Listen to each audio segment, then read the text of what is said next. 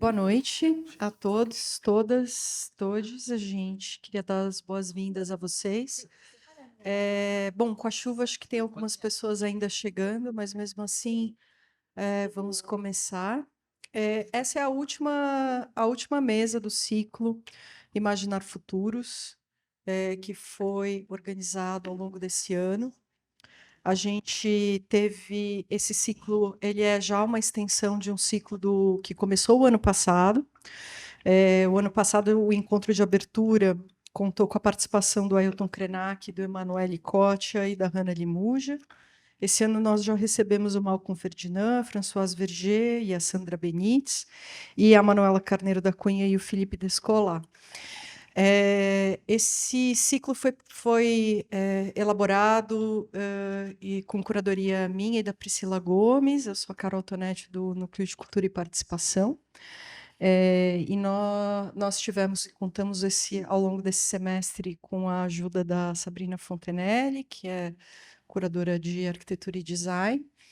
E ele foi pensado para que a gente pudesse fazer uma reflexão e elaborar o Estatuto da Imagem e sua relação com o meio ambiente, ou de que maneira podemos construir outros imaginários possíveis a partir do campo da arte, e como que a gente pode cruzar de maneira mais transversal, né, diversos campos do conhecimento, no sentido de trabalharmos e pensarmos, né, como esse conceito de cultura e natureza, que é um mesmo conceito separado em duas partes, segundo o Bruno Latour, como fazer isso a partir de um mergulho nas imagens.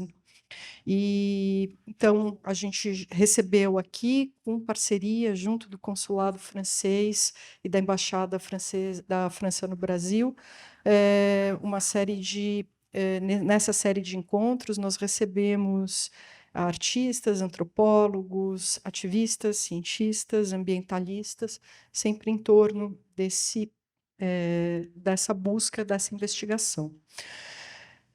E para essa última mesa, nós convidamos a Frédérique Aït-Ouati, que tem um trabalho muito próximo justamente do trabalho do Bruno Latour, que para nós foi sempre uma grande referência.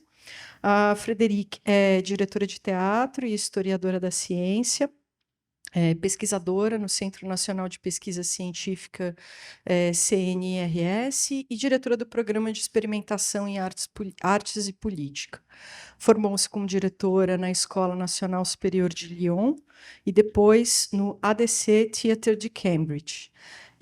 Ela tem diversas publicações, ainda sem tradução, no Brasil, dentre elas, em livre tradução, Contos da Lua, Ensaios sobre Ficção Moderna, de 2011, Ficções do Cosmos, de 2011, também de 2011, O Grito de Gaia, de 2021, que foi escrito justamente com Emanuele Cottia, que esteve aqui conosco, com a Vinciane Desprez, com Baptiste Morisot e com Nastácia Martin.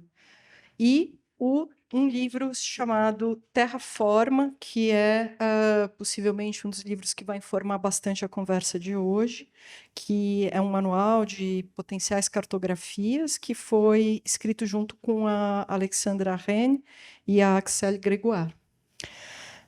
Compondo também essa mesa e a discussão de hoje, nós temos o Eduardo Góes Neves, que é graduado em História pela Universidade de São Paulo, mestre e doutor em Antropologia pela Universidade de Indiana e livre-docente pela Universidade de São Paulo. É professor titular e diretor do Museu de Arqueologia e Etnologia da Universidade de São Paulo e membro da comissão editorial do Annual Review of Anthropology. Ganhador do prêmio de pesquisa do Shanghai Archaeological Forum, em 2019, e autor dos livros Sob os Tempos do Equinócio, 8.000 anos de história na Amazônia Central e Arqueologia da Amazônia. Acho que, por último, apresentar a nossa mediadora da noite, Lígia Nobre, que é curadora e pesquisadora, doutora em Estética e História da Arte pela USP, mestre em Histórias e Teorias de Arquitetura pela Architectural Association de Londres, o AEA. Foi professora da FAP, do Mackenzie, da Escola da Cidade do Eterra, em Zurique, e tem atuado na curadoria de projetos e plataformas experimentais nas áreas de artes visuais e arquitetura, estética e política, agenciamentos culturais ambientais, incluindo, né, as plataformas Campos de Invisibilidade, Contracondutas, Manufato-Humano, 10ª Bienal de Arquitetura de São Paulo, Urban Parangolé, Exo Experimental, Spore Initiative, que foi a última participação, trabalho dela, dentre outros. É coorganizadora e autora de livros e ensaios em periódicos e coletâneas, acadêmicos e artísticos, nacionais e internacionais. Cofundadora do Grupo Inteiro e articuladora da Reta. Então, eu acho que é isso. Desejar, então, uma boa mesa e dizer a todos que a gente está passando uma autorização para uso de direito de imagem. A gente está filmando a mesa. Caso vocês também, né, façam perguntas para a gente poder ter essa autorização de uso desse registro, que depois vai para os canais do Instituto. Tá? E, por último, também agradecer e dizer que esse ciclo todo, que hoje encerra, né, a sua última mesa desse ciclo, né, desse ano, ele foi um projeto em parceria com a Embaixada da França, o Consulado Geral da França, em São Paulo, com patrocínio do BNP Paribas. Então, eu vou passar a palavra para a Lígia e para ela apresentar, iniciar a conversa. Obrigada.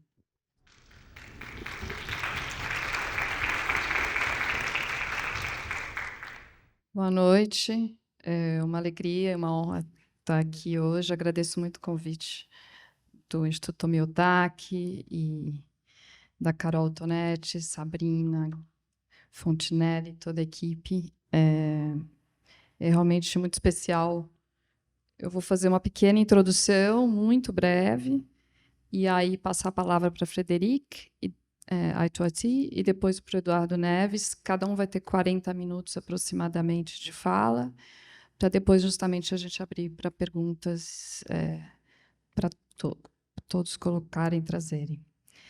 E essa mesa ela é uma oportunidade muito especial para mim, é uma grande alegria, e é uma possibilidade de exercitar em dimensão pública aproximações que eu tratei na minha tese de doutorado, justamente entre uma gaiagrafia proposta pelas autoras do livro Terraforma, sendo uma das autoras a Frederique, que está conosco hoje, e outras cosmografias indígenas, afrodiaspóricas, autoctones, ampliando, então, com o trabalho de arqueologia do Eduardo Neves nessa mesa, hoje à noite, que faz um trabalho incrível na Amazônia Central, com modos de vida e grafias indígenas há milênios presentes ali. A minha intuição é que veremos as potências desses modos de vida e grafias, primeiramente, numa perspectiva linear do tempo, para, em seguida, suspendermos essa concepção e nos aproximarmos, em gestos circulares e espiralados, dos diferentes modos de existência e de habitabilidade, com essas grafias do solo e no solo, do chão, da terra, nos situando como testemunhas e agentes do que está acontecendo, de gestos destruidores da terra tida como mercadoria, em contraposição a gestos regenerativos da terra como comunidade, apontando, quiçá, para um futuro ancestral, como nos relembra Ailton Krenak.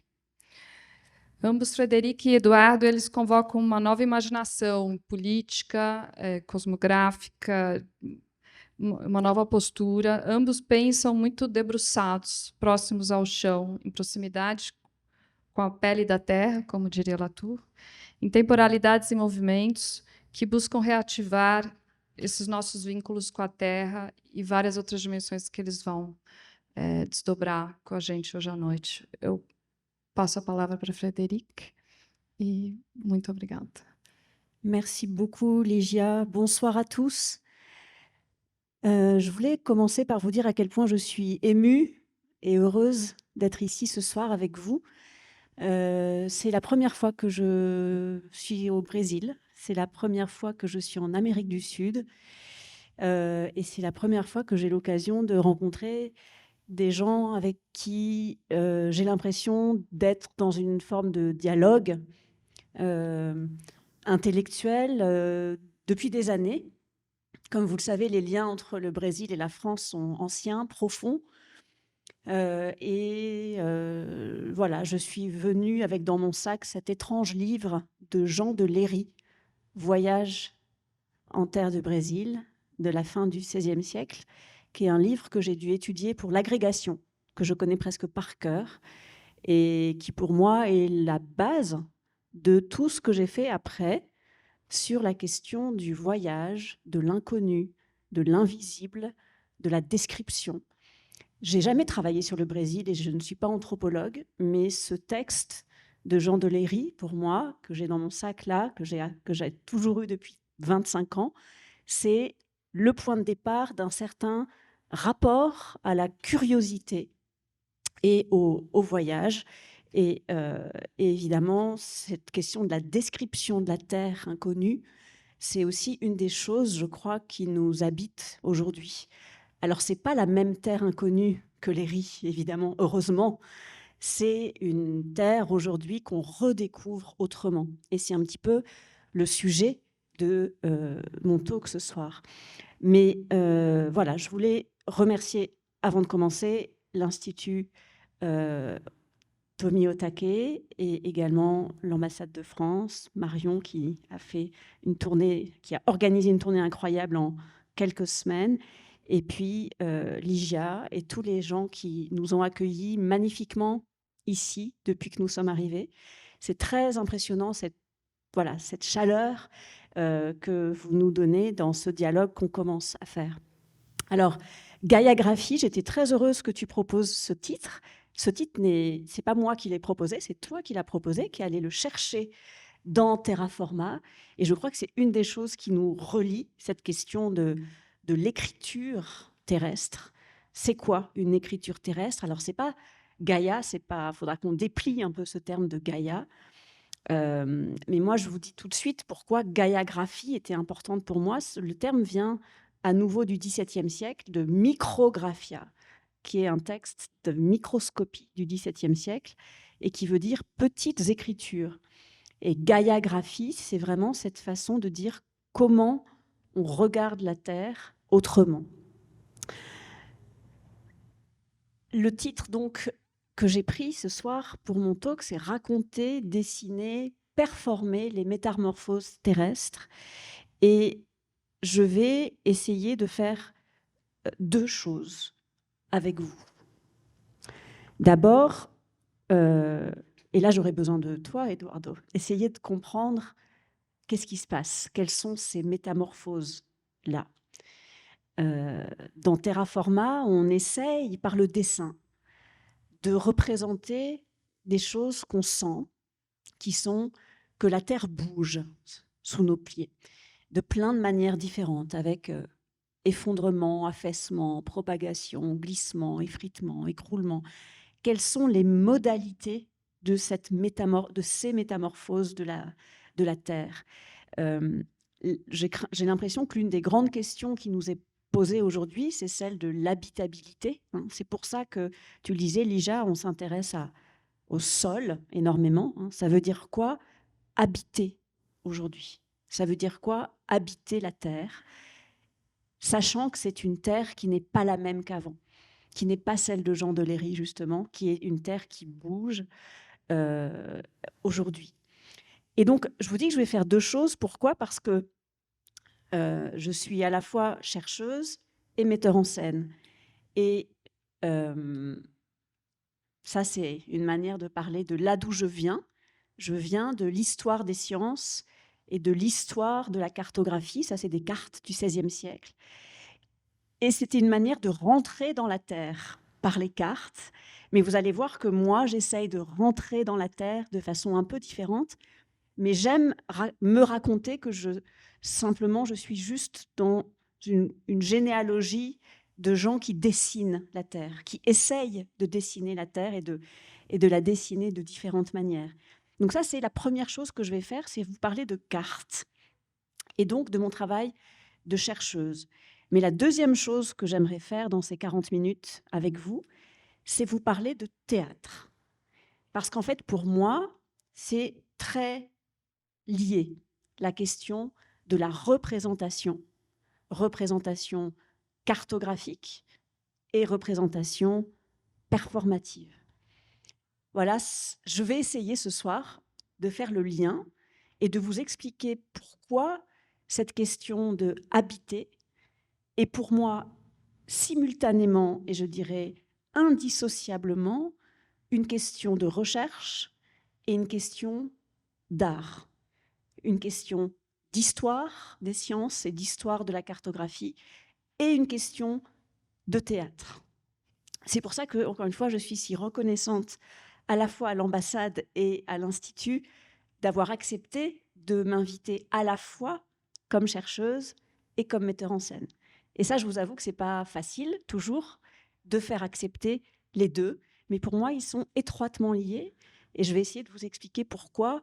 C'est la seule manière que j'ai eue, moi, de m'arranger avec ce qui nous arrive. Et c'est quoi qui nous arrive? C'est Moving Earth, comme le disait le spectacle hier de Bruno Latour, qu'on a fait avec Bruno. La Terre bouge. Comment on fait pour habiter cette Terre qui bouge? Voilà le point commun entre recherche et théâtre, pour moi. Alors, le livre dont tu as parlé, Lija, et qui nous a reliés, c'est cet étrange livre dont je vais vous parler un petit peu, mais je vais vous parler de ce qu'il y a derrière le livre, avant le livre, dessous le livre, c'est-à-dire des images invisibles qui ne sont pas dans le livre, mais qui l'ont nourri, le sous-sol du livre, si vous voulez.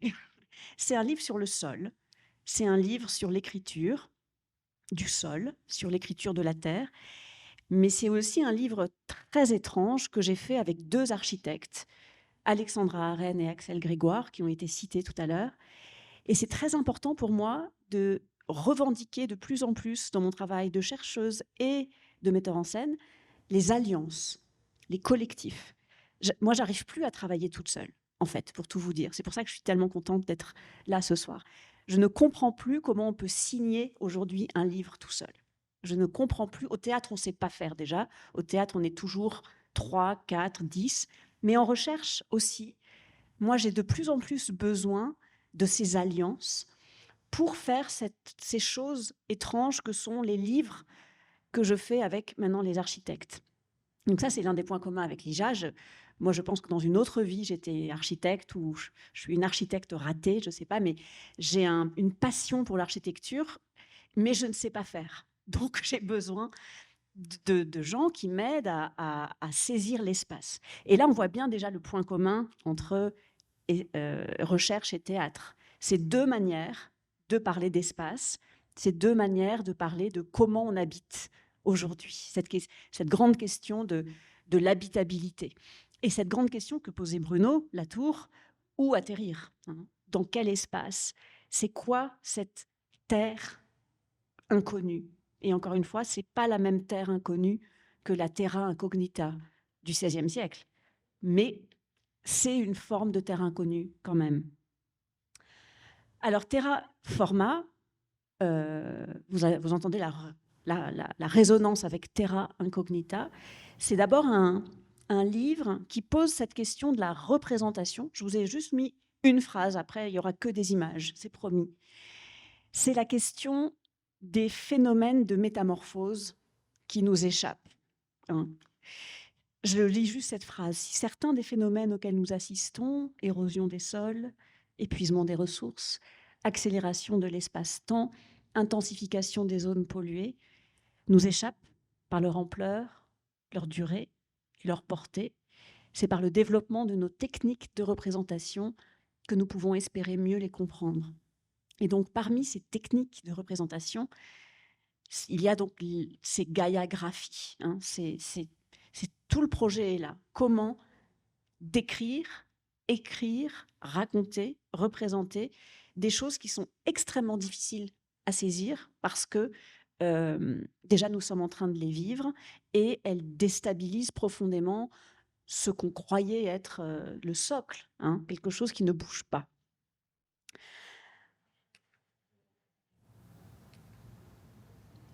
Alors, une des choses, je crois, que nous avons en commun tous les trois ici, c'est une passion pour les profondeurs. Les profondeurs à la fois du sol, mais aussi les profondeurs historiques. Le fait de creuser dans le sol et de creuser dans le temps. On a essayé, avec Alexandra et Axel, de représenter cette prise de terre, cette conquête de la terre, pas simplement horizontale, mais verticale. Le fait qu'on est allé de plus en plus profond, je ne sais pas si tu es d'accord avec cette idée, historiquement, je ne sais pas si c'est tout à fait juste, mais l'idée qu'on est allé de plus en plus profond dans notre conquête des ressources, hein, qu'on a... voilà, et qu'aujourd'hui, une des choses qu'on sait, c'est que le fracking, par exemple, hein, ça va extrêmement loin dans les sous-sols terrestres. Et ça, c'est une des choses qui nous a passionnés avec Alexandra et Axel, de dire comment on représente la conquête humaine de la Terre, mais dans les profondeurs. Et comment on montre que c'est de plus en plus profond et que ça bouleverse énormément de choses. Si vous voulez, ça, c'est notre représentation à nous de l'Anthropocène ou du Capitalocène, comme on veut l'appeler, c'est-à-dire cette manière de transformer en profondeur le sol terrestre. Alors, il faut que je vous raconte un petit peu des histoires. Pourquoi on s'est intéressé à ce point-là au sol? C'est en partie à cause donc de ces deux jeunes collègues, Alexandra et Axel, architectes, comme je vous disais, qui devaient faire des projets sur des territoires de plus en plus pollués. Et ça, c'est quelque chose, je crois, qu'il faut dire aujourd'hui. Ça veut dire quoi d'être un jeune architecte qui sort d'une école? Ça veut dire devoir traiter des territoires en ruine, comme disait Anat Singh. On parlait de Anat Singh tout à l'heure. Ça veut dire devoir habiter ou réhabiter des lieux inhabitables. Ça veut dire devoir imaginer une vie dans des lieux pollués, ruinés, etc. Et ça, c'était quelque chose qui m'a frappée quand Alexandra et Axel, qui étaient mes étudiantes il y a longtemps avant de devenir mes co-autrices et collaboratrices, elles étaient un peu désespérées, voilà, comme jeunes architectes. Et surtout, elles ont accumulé des données. Elles ont accumulé des manières de représenter les sols, parce qu'elles étaient architectes et landscape architects, c'est-à-dire des architectes du paysage. Donc, elles sont venues me voir avec 10 ans de photographie, data, données, images, plans de territoires en ruine, pollués, qu'elles n'avaient jamais utilisés, parce que ce n'est pas ça que leur demandaient leurs agences d'architecture. Les agences d'architecture leur demandaient de faire des beaux dessins très propres de nouveaux bâtiments. Mais elles avaient des stocks de données accumulées, de strates de ces territoires en ruine. Voilà. Et ça, c'était vraiment le point de départ de Terraforma. Et puis, l'autre point de départ, c'est vraiment la pensée, bien sûr, je disais, de Anat Singh, mais aussi de Bruno Latour, mais aussi de tous ces gens qui disent, voilà, une manière de définir ce qui nous arrive, la grande accélération, c'est de dire, nous sommes devenus des forces géologiques, nous les humains. Alors bien sûr, il faut discuter de c'est qui nous, c'est qui les humains, c'est qui Anthropos de l'Anthropocène. On connaît les débats, ils sont très importants. En tout cas, l'Occident industrialisé, sans aucun doute, est aujourd'hui à la hauteur des phénomènes géologiques. Et ça, c'est l'autre point de départ, bien sûr, dont parle Dipesh Chakrabarty, dont parlait Bruno Latour. Ça veut dire quoi aujourd'hui d'être une force géologique? Ça veut dire quoi de déplacer des montagnes voilà, pour des humains. Ça, c'était les deux points de départ de Terraforma. Et l'autre point de départ, c'est une fascination pour les cartes. Et là, je voudrais vous raconter quand même un tout petit peu ma visite tout à l'heure à la Pinacothèque de Buenos Aires, de Sao Paulo. Je suis fatiguée. Donc, Pinacothèque de Sao Paulo, tout à l'heure, c'était fascinant parce que, comme vous savez, tout en haut, au dernier étage, il y a une salle entière sur les cartes. Et il y a une salle sur la puissance colonialiste, pour aller vite, coloniale des cartes, avec une carte qui m'a fascinée, qui est une carte où le Brésil est vu comme une partie de la Belgique. C'est qui est quand même très absurde quand on y pense. Et c'est très beau parce que les artistes brésiliens qui ont travaillé sur les cartes, qui sont exposés à la Pinacothèque en ce moment, jouent avec cette puissance coloniale des cartes et la renversent, évidemment. Pourquoi je parle de la Pinacothèque? Parce que je me dis, voilà, c'est l'autre point de départ de Terraforma, c'est l'histoire des cartes. L'histoire, je dirais, politique des cartes, leur rôle militaire, comme on sait. Est-ce qu'on peut hériter de l'histoire de la cartographie? Ou plutôt, comment hériter de l'histoire de la cartographie? C'est quoi la cartographie? C'est de la gaïagraphie, c'est de l'écriture du territoire. Et c'est une histoire terrible, compliquée, en tout cas, une certaine cartographie. Hein. Et là, on s'est passionné, encore une fois, parce que Alexandra et Axel sont des architectes. Et donc, comme tous les architectes, elles utilisent les logiciels de cartographie que vous connaissez, les logiciels avec des GPS, où les architectes n'ont plus même besoin d'aller quelque part pour faire un plan. Ils ont tous les plans par Internet. Ils ont ce bird eye view. Ils ont cette vision par les satellites. Donc, il y a un usage des cartes aujourd'hui en architecture qui les frustrait, puisque c'était des cartes qui ne montraient que la surface. Hein. Donc, vous voyez, double frustration. Frustration parce qu'on se rend compte qu'il y a une histoire discutable, compliquée, militaire de la cartographie, d'une part, et frustration parce que ces cartes, elles oublient beaucoup de choses. Elles oublient les profondeurs, elles oublient les vivants, elles oublient d'autres manières simplement de représenter. Et là, on s'est dit, qu'est-ce qu'on va faire? Est-ce qu'on pourrait réouvrir la question cartographique? C'est-à-dire se rappeler qu'il n'y a pas que des cartes traditionnelles westphaliennes, c'est-à-dire les cartes qui dessinent des territoires avec des frontières. Il n'y a pas que ces cartes-là. Il y a d'autres types de cartes, des cartes aborigènes. Voilà, il y a toute une histoire vaste des cartes de navigation, des cartes médiévales, voilà, des cartes antiques. Comment faire pour réouvrir cette question des cartes et se rappeler que les cartes modernes que nous avons, elles ont un point de vue, un regard. Voilà, comment réouvrir le regard finalement. Et ça, nous l'avons fait. Et là, je fais un petit détour par un auteur que j'adore de l'histoire des sciences anglaises, qui est, je vous le disais tout à l'heure, l'origine de gaïagraphie, c'est micrographie. Et ce texte dont je vous parle tout de suite, c'est un texte de Robert Hooke, qui est l'un des premiers microscopistes anglais. Il faisait partie de la Royal Society.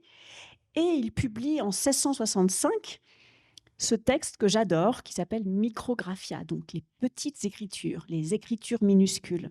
Alors pourquoi je fais ce détour brusquement par le XVIIe siècle et par le microscopiste anglais, vous allez me dire? Eh bien parce qu'on lui a emprunté à Hooke une méthode qui est de changer de lenses, de changer d'optique. Et là, vous allez voir le lien entre l'optique, la cartographie et l'écriture, pour moi. Que fait Hooke? Il utilise une technique qui existait depuis très longtemps, en fait, hein, mais il a l'idée, c'est pas le premier, mais c'est l'un des premiers à utiliser les lentilles de sorte qu'elles grossissent. Donc il invente l'un des premiers microscopes et surtout, il est l'un des premiers à dessiner ce qu'il voit. Et il voit des choses extraordinaires. Et dans la préface de son livre, lui parle de terra incognita. Il dit « J'ai découvert une nouvelle terre ». Alors la référence aux grandes découvertes est évidente. Hein. Donc qu'est-ce qu'il fait? Il dit en fait, le monde autour de nous, on croit le connaître. On croit connaître cet insecte, on croit connaître cette moisissure, on croit connaître ces petites choses banales, on ne les regarde plus. Eh bien, avec mon microscope, avec mes lentilles, je vais vous montrer que ce sont des merveilles. Et Hooke fait un truc génial, il transforme le banal en sublime, il transforme des petits monstres que sont les araignées en merveilles, et il fait exactement ce que le terme technique anglais dit magnification. Magnification, ça veut dire grossir, c'est un terme technique d'optique, mais ça veut dire aussi rendre magnifique. Et là, ce que vous voyez, cette espèce de petit paysage de fleurs, c'est une moisissure, justement. Et il dit, voilà, vous voyez, ça ressemble à un paysage hollandais, bon, il en rajoute un peu, mais brusquement, on a cette petite chose minable qui devient quelque chose d'intéressant. Je fais ce détour par Hooke pour vous dire que notre idée de Gaïa-graphie, c'est une micrographie de Gaïa, c'est-à-dire c'est essayer de nous équiper de nouvelles lentilles. Et Hooke, au tout début de Micrographia, il fait cette planche en haut à droite où il montre ses instruments. Il dit, regardez, moi, mon microscope, c'est ça, ma lentille, c'est ça. C'est la première planche de Micrographia. Et nous, on fait exactement comme lui. On montre nos instruments au tout début de Terraforma. Voilà, c'est ça nos instruments à nous. C'est des lentilles optiques. Donc, vous voyez, c'est un drôle de détour par l'histoire des sciences, par l'histoire de l'optique et par l'idée d'une terre inconnue. Donc ça, c'est les lentilles de Terraforma, au sens métaphorique, évidemment, mais j'aime beaucoup l'idée, il faudra qu'on en parle, que c'est une autre manière de regarder.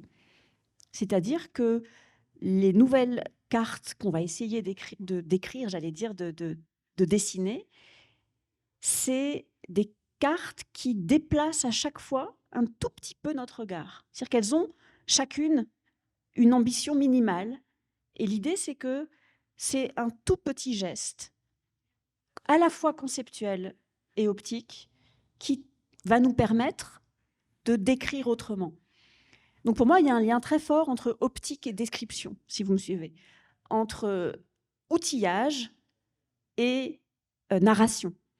Il y a une matérialité de l'écriture qui m'intéresse énormément et qui vient de ma formation d'historienne des sciences, clairement, et qui vient de cette idée de micrographia.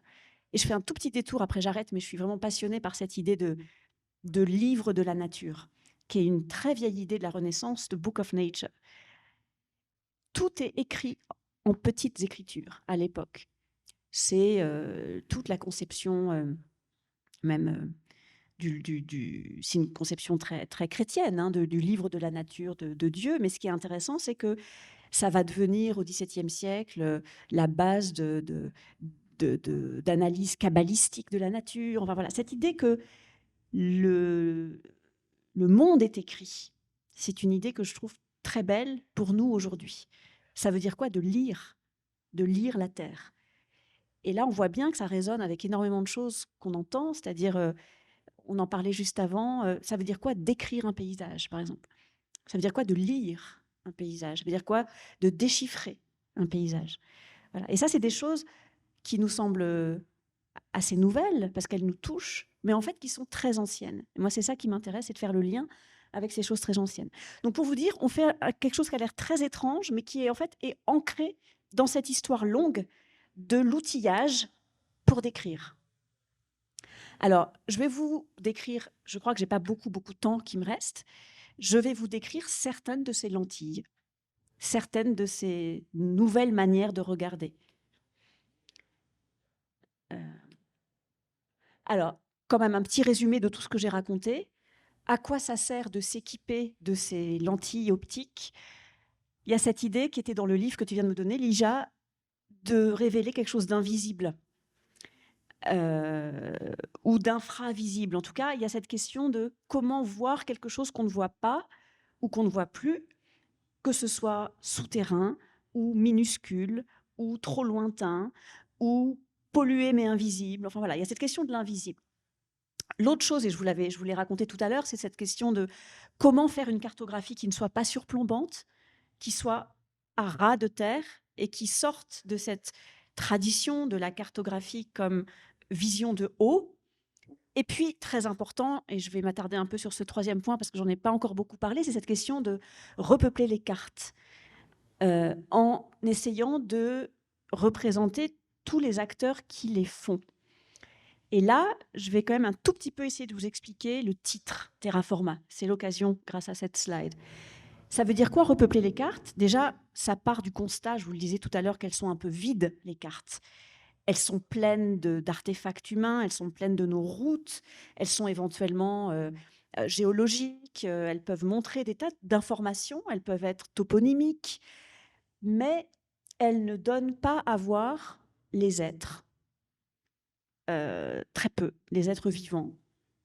Et donc, comment les repeupler, ces cartes?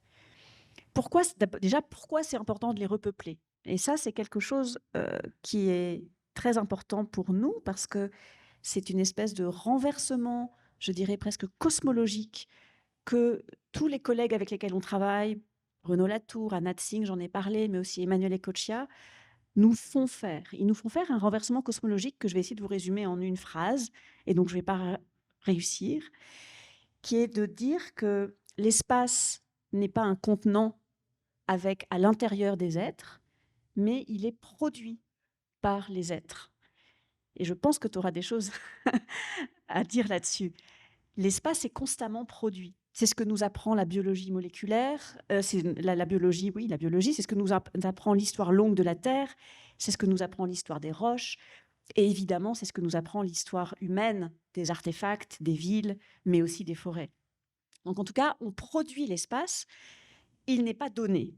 Donc, si l'espace est produit, c'est absurde de faire des représentations spatiales sans les êtres, puisque les êtres font l'espace. Vous voyez, donc la logique est imparable. Comment alors représenter ces êtres qui transforment l'espace constamment? Ce qu'on a appelé là les agents terraformateurs, avec un terme un peu effrayant. Terraforma, alors, ça veut dire quoi? Ça veut dire qu'on emprunte. Déjà, terraforma, normalement, la terraformation, c'est quelque chose qu'on utilise en science-fiction. Et il y a beaucoup de science-fiction dans Terraforma. Il y a une esthétique déjà un peu cosmique dans les cartes. Vous allez voir, je vais vous les montrer. Terraforma, c'est normalement le processus qu'on donne pour Mars, par exemple, pour les exoplanètes.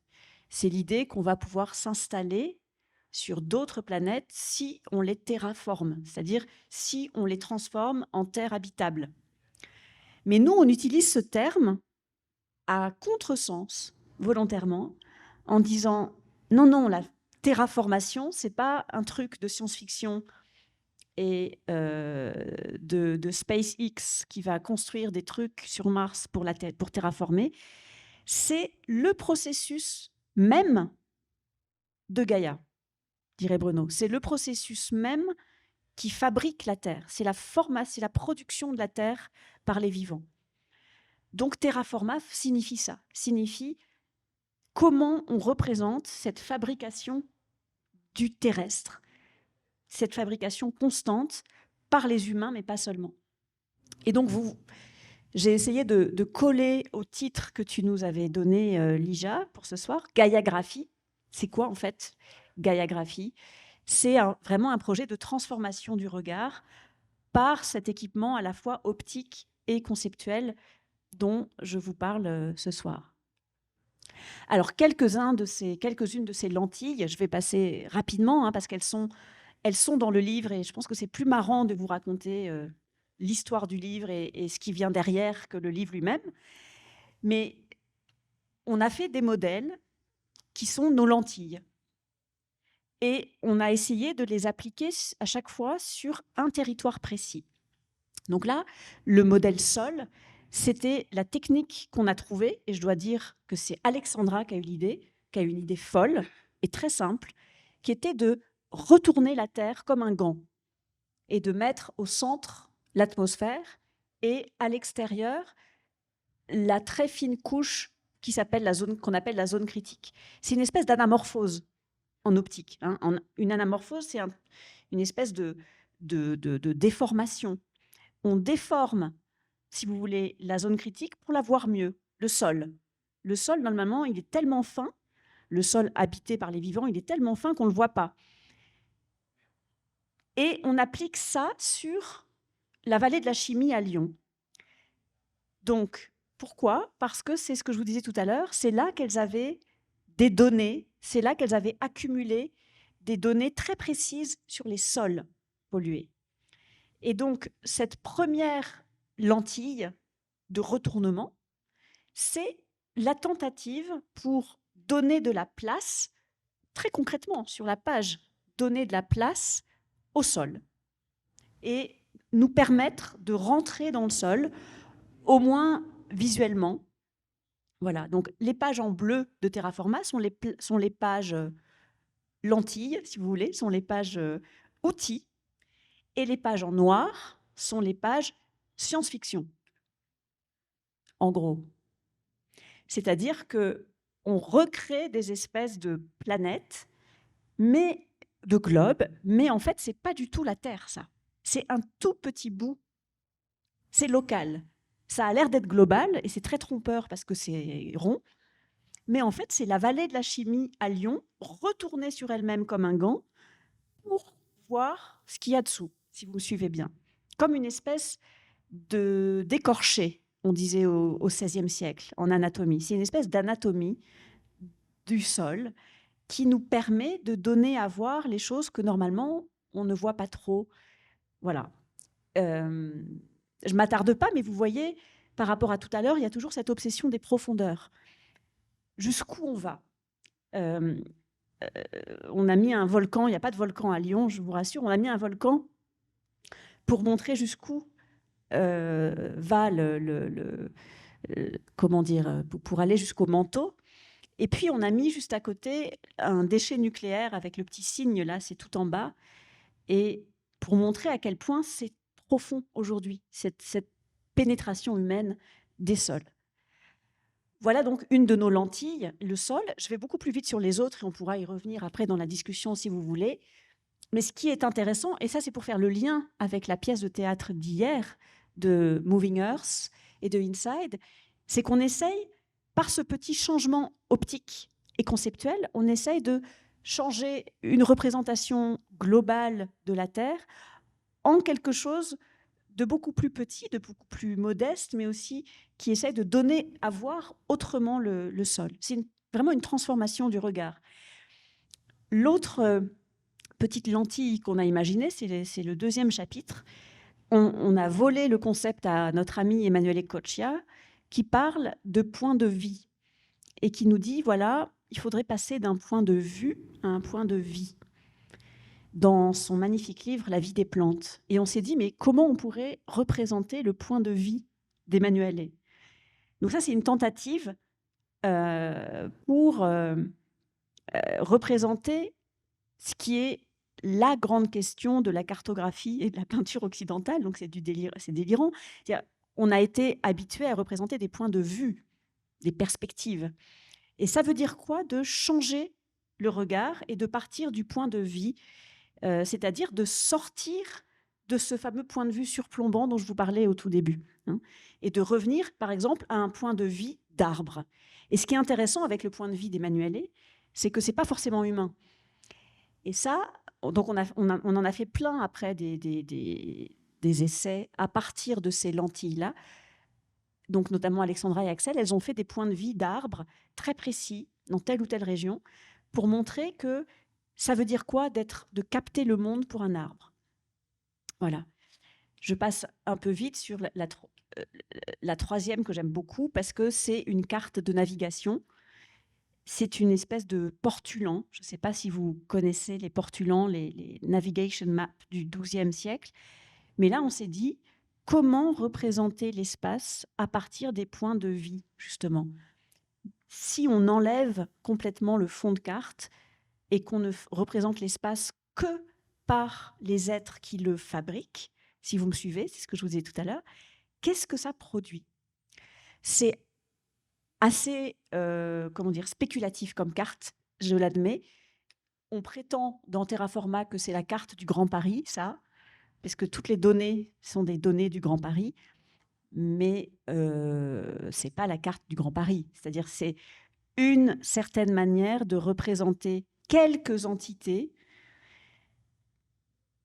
avec des points d'attache, comme les ports des portulans, et au milieu, ces paysages qui sont fabriqués par les vivants. Voilà. J'ai besoin de savoir combien il me reste, Lydia, pour faire le lien avec la fin.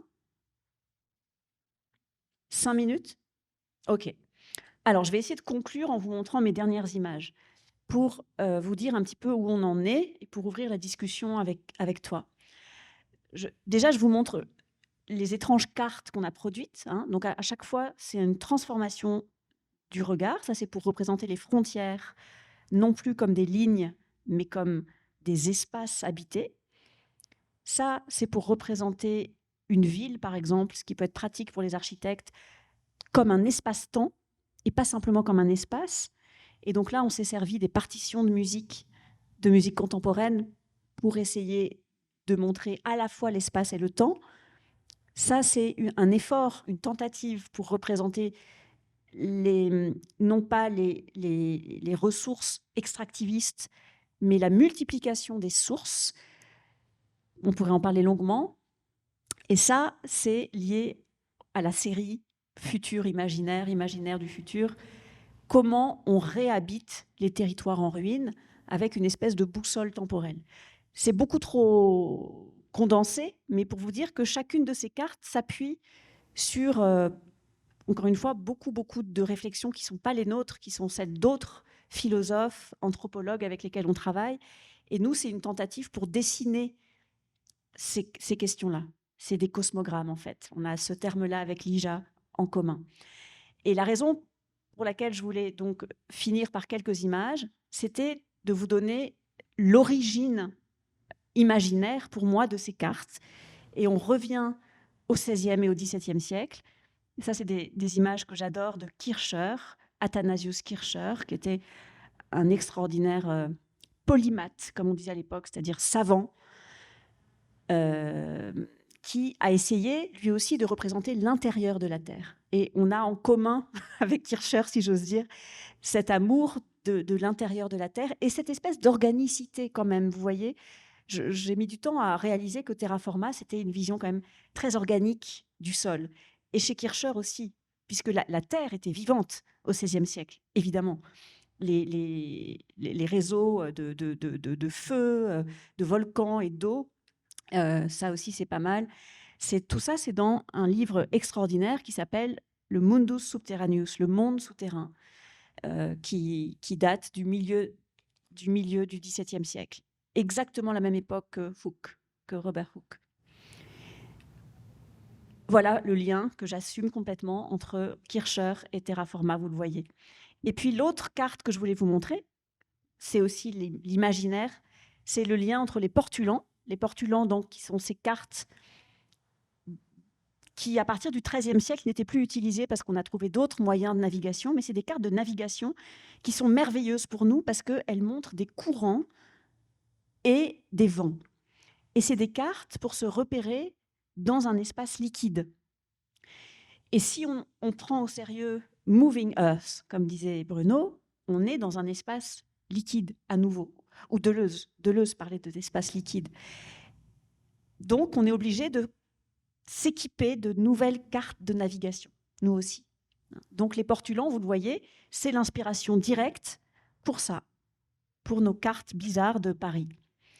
Et puis, la dernière inspiration que je voulais partager avec vous, c'est les John Cage ou Lynch, qui sont des notations de danse ou de musique contemporaine. Et ce qui était essentiel pour nous, c'était de se dire c'est quoi les outils graphiques qu'on peut utiliser pour montrer l'espace-temps. Et ça, c'est une vieille question problématique en architecture, et vous le savez parfaitement, ou en cartographie, comment représenter le temps dans des représentations spatiales.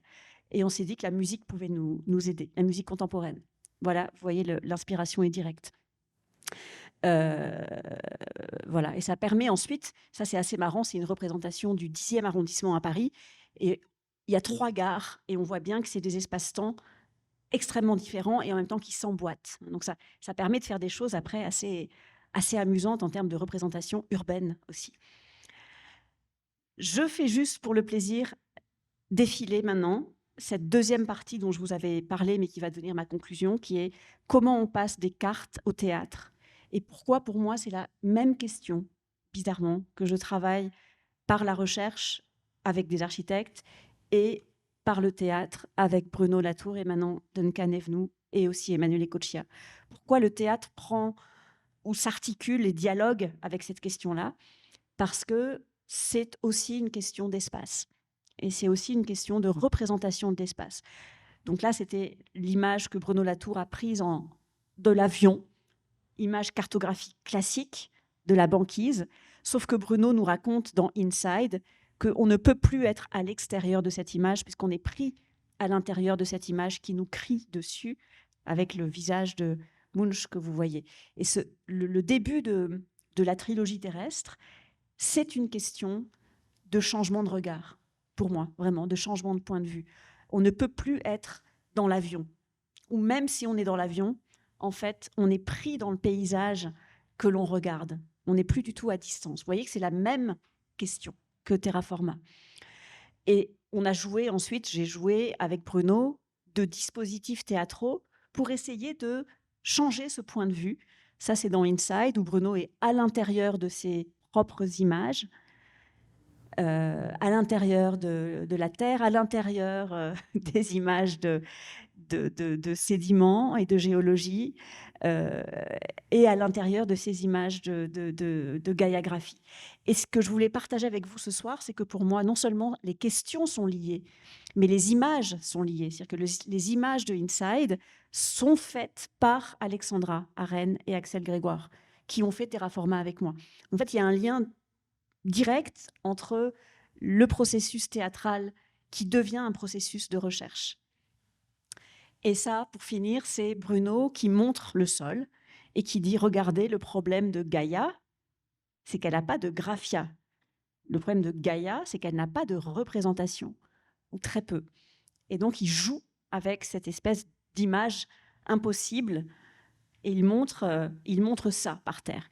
Et ça, c'est la préhistoire de Terraforma, si vous voulez, cette image. On n'avait pas encore écrit Terraforma, mais il avait demandé à Alexandra de faire un gribouillis, une espèce d'intuition de Gaïa. Donc, c'est ensuite que ça a donné Terraforma. Et ça, c'est Duncan, au Théâtre de l'Odéon, qui, et ça, vous l'avez vu hier, qui fait Moving Earth en version grand théâtre parisien, avec les ors autour. Pourquoi je voulais vous montrer ça? Parce que c'est pour revenir au début, de la Terre qui bouge. C'est une question de théâtre, mais c'est aussi une question de recherche pour nous. Ça, c'est Margulis. Pour ceux qui ont vu la performance hier, c'est amusant peut-être de voir la version grand format de Terraforma. Et ça, c'est Bruno qui est en train de jouer Moving Earth au Théâtre des Amandiers. Et vous voyez le dispositif avec le petit bureau, comme ce qu'on a fait hier, mais en version scénique, théâtrale. Et ça, c'est une dernière image que je voulais vous montrer de Viral, où on observe le théâtre vide pendant la pandémie. On était devant 700 places vides. Et c'était un moment où on se disait, ça veut dire quoi de redécrire la Terre, d'observer, de contempler un paysage aujourd'hui.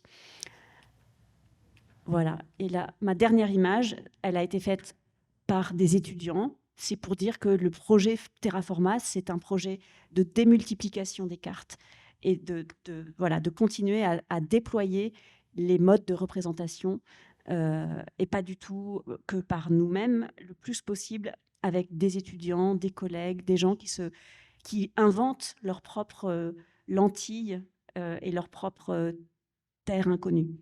Merci beaucoup.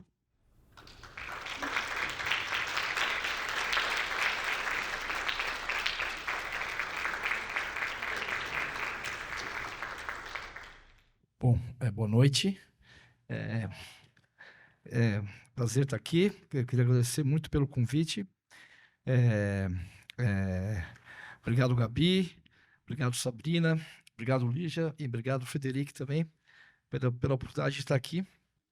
Interessante porque a gente não ensaiou, a gente não combinou, mas existe eu acho que eu vejo um diálogo muito forte entre a apresentação fantástica que você fez agora e algumas das ideias que eu vou tentar trazer aqui para vocês.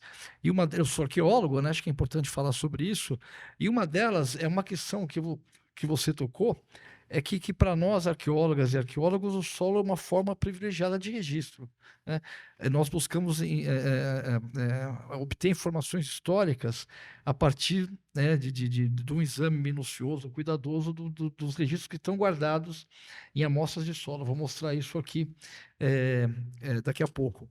Mas uma coisa que eu acho interessante também, essa ideia de terraformadoras ou formadores, né? Porque o que a gente percebe, eu sou um arqueólogo que trabalha na região amazônica aqui do Brasil, e uma coisa que a arqueologia tem mostrado para nós na Amazônia nos últimos anos é que a Amazônia tem que ser entendida como o que nós chamamos, talvez não seja um nome muito bom, a gente vai ter que encontrar um nome melhor no futuro para isso, mas o que eu chamaria de uma herança que é biocultural, né?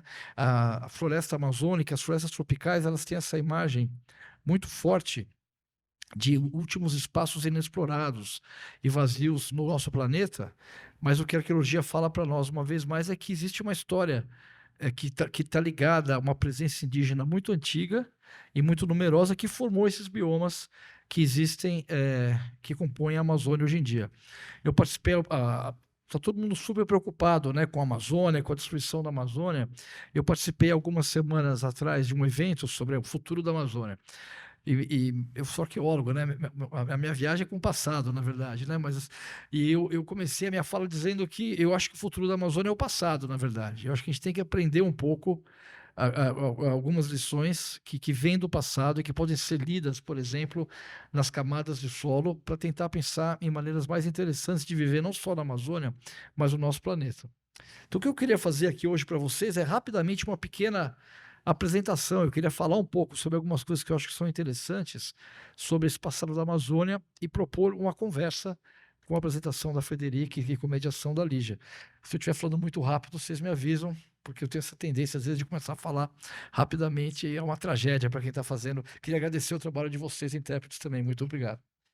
Deixa eu ver só o Jambis. Bom, eu começo com essa figura desse que é esse homem, né, que teve um papel muito importante na história da ciência do Brasil e que é protagonista de um livro que saiu recentemente, O Som do Rugido da Onça, que é o Carl von Martius, né, que foi esse naturalista bávaro que veio para cá, para o Brasil, em 1817, como parte do enxoval, digamos assim, da Imperatriz Leopoldina no seu casamento com Dom Pedro I. E o von Martius fez uma viagem, junto com Spix, dois naturalistas, uma grande viagem pelo interior do Brasil que os levou até os confins da Amazônia, uma viagem de 3 anos, é um clássico, né, da história da ciência brasileira. E uma coisa chamou muito a atenção do von Martius nessa viagem, que era o quê? A diversidade de línguas indígenas faladas ao longo do caminho. Eles tinham intérpretes que os acompanhavam nessas viagens, mas esses intérpretes, depois de um certo tempo, indígenas, já não conseguiam mais entender as línguas que eram faladas em outros locais. E essa diversidade linguística foi uma coisa que incomodou muito ele não conseguia entender isso direito. É importante nós pensarmos que nessa época, ele era da Bavária, né? A Alemanha não existia ainda, mas a Alemanha estava passando por um processo político de unificação que tinha como base a ideia de uma nação alemã, tinha como base a ideia de que a língua alemã ela proveria essa unidade cultural para todo, né, para aquela multidão de principados, ducados e estados que compõem o que é hoje a Alemanha. E uma coisa, e de fato, se a gente olha para isso, esse é um mapa contemporâneo de línguas indígenas da Amazônia. Essas cores que vocês veem aqui correspondem a famílias de línguas e não línguas isoladas. A quantidade de línguas indígenas faladas na região amazônica, ela é surpreendente, ela é muito grande. Do ponto de vista teórico, ela não deveria existir dessa maneira. Porque normalmente, quando a gente olha para a diversidade linguística, ela ocorre como consequência de um processo de isolamento geográfico. Populações que vivem em arquipélagos ou que vivem em lugares muito montanhosos, os vales são isolados geograficamente, ou então que são separadas por desertos. E no caso da bacia amazônica, a gente não tem nenhuma grande barreira física, não tem um deserto, não tem uma cadeia de montanhas que atravessa a região amazônica. Isso é interessante por quê? Porque existe um certo consenso, eu acho, hoje em dia, ou pelo menos eu penso dessa maneira, que essa diversidade linguística, que a gente pode entender como diversidade cultural, é resultado de um processo ativo, de valorização e de produção de diferenças, e não um processo passivo que tem a ver com isolamento geográfico. E essa ideia é importante, por quê? Porque quando a gente pensa na região amazônica, a gente pensa muito em biodiversidade. E isso é muito importante, certamente. Mas é importante também adicionar uma outra camada, que é essa camada de produção de diversidade cultural. E acho que essa conversa é uma conversa muito pertinente quando a gente pensa em coisas como o antropoceno. Porque, de certo modo, a gente pode entender também o antropoceno como um processo de padronização cultural, de imposição, né, do cultivo de algumas espécies de plantas, ou, né, da criação de algumas espécies de animais, de uma padronização linguística muito violenta que acontece no mundo inteiro. E, no fundo, a história antiga da Amazônia, da antiguidade amazônica, é uma espécie de história anti-antropocênica, né? Ela é uma história que está caracterizada pela produção de uma grande diversidade cultural e que eu vou chamar de agrobiológica também. E podia terminar aqui assim, mas vou tentar, né, trazer alguns exemplos sobre essa questão. Bom, eu não quero me estender muito aqui, mas a Amazônia tem um monte, né? Eu posso até deixar essa apresentação depois, né? Ela vai estar sendo gravada. Mas se a gente olhar os números, né, da Amazônia, são números muito surpreendentes, em termos de diversidade biológica e cultural também. Não sei se tem um apontador aqui. Tem. Uma coisa interessante que, né, quase 1/5 de toda a água doce superficial do mundo sai pela boca do rio Amazonas. Não sei se vocês estão acompanhando isso, mas a gente está passando por uma seca horrorosa esse ano, né? É um fenômeno periódico associado ao El Niño, que tem uma periodicidade, mas que está sendo acentuado pelo processo de mudança climática que está acontecendo nos últimos tempos, né? O El Niño, o que que é? É o aquecimento das águas aqui no Oceano Pacífico. Mas o aquecimento global está levando ao quê? A um aumento da temperatura média das águas dos oceanos do planeta, o que acentua ainda mais os efeitos catastróficos que o El Niño, como desse ano, acabam tendo. Então, é de se esperar que esses eventos sejam cada vez mais frequentes e mais catastróficos no futuro. Muitas espécies de plantas, eu não vou falar, não vou olhar para todas essas figuras aqui, mas algumas coisas interessantes. Uma diversidade étnica muito grande. E cadê aquela figura? Tem algum lugar aqui, eu não vou achar. Né? E mais ou menos 150 espécies de plantas que foram cultivadas inicialmente nessa região. Vou falar mais sobre isso daqui a pouquinho. Aqui, né? Sente, quando é que começa essa história? Ela começa há pelo menos 12 mil anos atrás, que é quando a gente começa a ter as evidências mais antigas de presença indígena na região amazônica. Esses pontos em amarelos, eu vou mostrar um monte de mapa aqui, Frederico. Eu fiquei muito instigado pelos mapas, que os meus mapas são mais caretas, assim, mas, né, os seus mapas são maravilhosos, na verdade, né? Mas esse tipo de linguagem é uma linguagem que a gente usa muito em arqueologia, e é legal pensar em outras maneiras de fazer essas representações. Esses pontos amarelos que vocês veem aqui são os lugares onde nós sabemos que tem uma presença indígena que tem mais de 8 mil anos. Se vocês olharem, são vários lugares diferentes da região amazônica. Esse dado é importante, por quê? Porque existe um mito que sobrevive até hoje no mundo, e aqui na América do Sul também, de que essas regiões tropicais são regiões inóspitas, difíceis, né, onde a ocupação humana é muito difícil, mas a arqueologia mostra para nós que a presença humana aqui ela é tão antiga quanto em outras partes do continente. E o que é interessante, nesses lugares, alguns lugares, eu estou só com uma pequena seleção aqui, por exemplo, na Amazônia colombiana, eu vou chamar de arte aqui, por falta de uma. Eu acho que esse nome não dá conta. A arte é uma maneira muito simplista de representar isso. Mas só para facilitar a nossa conversa aqui, nós temos manifestações artísticas, que eu vou dizer, né, que remontam a mais ou menos 12 mil anos atrás. Então, entre as mais antigas no continente americano. Isso é interessante também, de novo. Nós estamos aqui em São Paulo hoje à noite, por exemplo, né? Aqui no Brasil e nos outros países amazônicos da América do Sul, a gente estabeleceu uma relação colonialista com a Amazônia, né? E tem sempre algum paulista genial que acha que vai salvar a Amazônia com uma ideia mirabolante que acaba destruindo, né? Contribuindo para a destruição da região.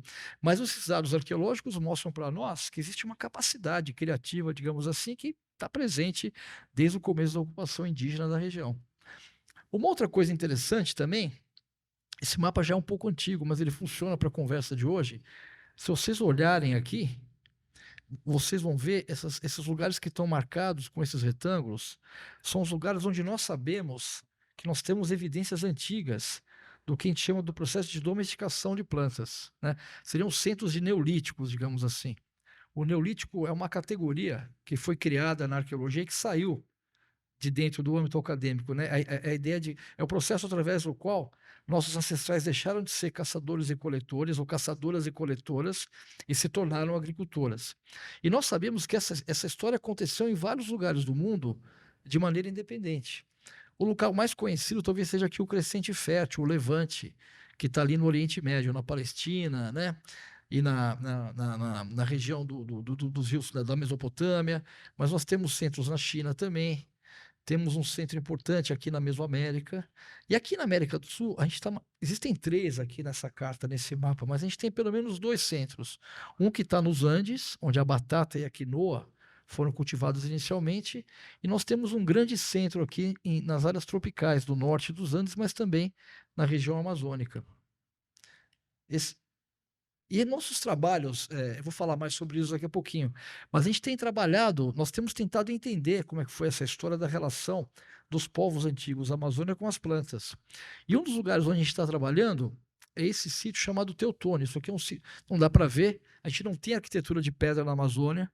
As pessoas ficam muito desapontadas quando elas vão visitar um sítio arqueológico na Amazônia, porque geralmente a gente não tem nada para ver, né? Um monte de caco de cerâmica na superfície. Às vezes nós temos alguns aterros, eu vou mostrar aqui, mas é muito comum que esses sítios não tenham nenhuma feição com uma visibilidade. Mais ou menos como o Frederico falou, essa história ela é contada a partir do que está enterrado no solo, e não tanto sobre o que está na superfície. E esse lugar aqui é interessante porque ele está localizado próximo a essa corredeira, isso aqui é o Rio Madeira. É o principal afluente do rio Amazonas. Essa cachoeira não existe mais. Ela foi destruída pela construção de uma usina hidrelétrica, há uns 10 anos atrás, chamada Santo Antônio. Mas esse lugar, onde a gente vê essas cachoeiras, esses lugares são muito importantes, porque a pesca é muito produtiva. E por causa disso, nós temos sítios arqueológicos às margens desses locais, que têm um registro da presença humana que é muito antigo. Isso aqui é um exemplo, né, desse tipo o solo como registro. Isso aqui é uma escavação arqueológica, e tudo que vocês estão vendo aqui é um registro da presença indígena nesse lugar. Essas terras escuras que foram modificadas pela atividade humana, esses fragmentos de cerâmica que estão aqui em cima, mas que estão enterrados aqui também, nos trazem informações importantes. Nesse caso aqui, a gente está tentando entender a idade desse depósito. Ele pode ter algo como 2.500 ou 4.500 anos, não está claro para nós ainda. Ele tem pelo menos 2.500 anos de idade. A gente tem uma história registrada aqui de mais de 2.000 anos. E o que é interessante, o que esses trabalhos falam para nós, como nesse sítio? Eu não vou ter tempo aqui de descrever em detalhe nossos procedimentos analíticos. Que a gente tem uma série de plantas importantes que são consumidas aqui no Brasil, mas no mundo inteiro, e que foram cultivadas primeiro na Amazônia. E se a gente olhar para essa lista de plantas, a gente vai ver o quê? Que a maioria delas são árvores ou arbustos, ou são raízes, são tubérculos, são batatas, né? A batata doce, a mandioca, a taioba, né? A gente tem o amendoim, que é uma leguminosa, mas tem um monte de árvore aqui, né? Temos a coca e o tabaco, que são arbustos, né? Mas tem um monte de árvore aqui. Isso é interessante, por quê? Porque esses sistemas agrícolas ou agroecológicos antigos da Amazônia, eles não estão baseados... Milho foi uma planta muito importante, ainda é até hoje, mas não estão baseados tanto no cultivo de grãos, de gramíneas, mas mais no cultivo de batatas e raízes e de árvores. Isso muda radicalmente essa história, porque árvores são plantas de ciclo longo, né? Uma castanheira, por exemplo, como essa aqui, essa castanha tem mais de 500, castanha do Pará, ela tem mais de 500 anos de idade. Elas produzem, uma vez plantado um castanhal, ele pode produzir durante muitos séculos, né? Uma roça de mandioca, ela pode, né, as batatas podem ficar, as raízes podem ficar armazenadas no solo durante muitos anos também. E é um sistema de cultivo diferente daquele que está ligado ao cultivo de grãos, que tem que ser colhidos todo ano na mesma época e que sejam uma espécie de disciplina, né, um ritmo para as populações que estão engajadas naquele tipo de cultivo. Esses sistemas de cultivos de árvores e de batatas, eles são muito mais abertos, eles têm um calendário muito mais flexível. Vou falar mais sobre isso daqui a pouquinho. Só não quero estourar o tempo aqui também, né? Por exemplo, e até hoje essas plantas são consumidas, né? A castanha, né? Cacau, caju, são plantas, babaçu, são plantas, a banana foi introduzida, o açaí, a mandioca, né? Esse padrão de dieta baseado, né? Que é muito saudável, na verdade, ele é muito antigo, ele tem milhares de anos e até hoje ele prevalece em diferentes lugares da Amazônia. Outro exemplo, mamão, banana, só que foi introduzida a banana, né? Mas o cará roxo, a batata doce, a tapioca, né? Essas coisas todas são né, resultado desses sistemas agroecológicos que são muito antigos, tem milhares de anos de idade nessa região. A gente sabe, por exemplo, que a castanha ela é cultivada há pelo menos 11 mil anos. É uma planta que tem uma história muito antiga. E o que é interessante, se a gente anda pelo interior do Brasil, né? Mas pela Amazônia em particular, olhando para um lugar como esse aqui, por exemplo. Isso aqui parece um lugar sujo, né? Mato, né? Uma capoeira, né? Mas na verdade é uma área de cultivo. Tem, né? Tem a girimum aqui na frente, que é abóbora, tem cebolinha aqui, tem milho, tem o mucajá, que é uma palmeira super importante, e está em cima de um solo de terra preta, que é um sítio arqueológico. Então, a gente tem uma dificuldade muito grande, eu acho, de olhar para um lugar como esse e entender que ele está sendo cultivado intensamente, e mais do que isso é uma paisagem que reflete um sistema de conhecimento, que é sofisticado, né, que tem a ver com os ciclos das plantas, né, e com o manejo do solo. E acho que, no fundo, o que é o antropoceno? Esse grande conflito entre esses sistemas, essas ontologias, né? E isso a gente vê muito no Brasil hoje em dia, né? É o conflito entre o agronegócio se expandindo de uma maneira muito violenta pelo sul da Amazônia e essas formas de conhecimento milenares que existem ainda na região. Um outro exemplo, só que, né, de novo, parece um lugar abandonado, mato crescendo, né?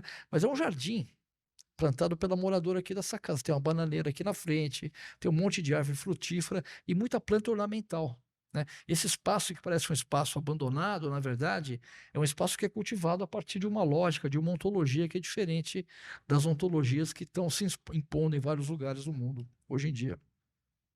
Bom, o que é o resultado disso? Eu estou falando muito rapidamente, a gente pode discutir depois, mas isso aqui é um trabalho muito interessante que eu sempre cito, já tem 10 anos. Eu vou falar rapidamente sobre ele. Foi um inventário de árvores que foi, né, quantas árvores existiriam na Amazônia? Mais ou menos 390 bilhões de árvores, agrupadas em cerca de 16 mil espécies de árvores.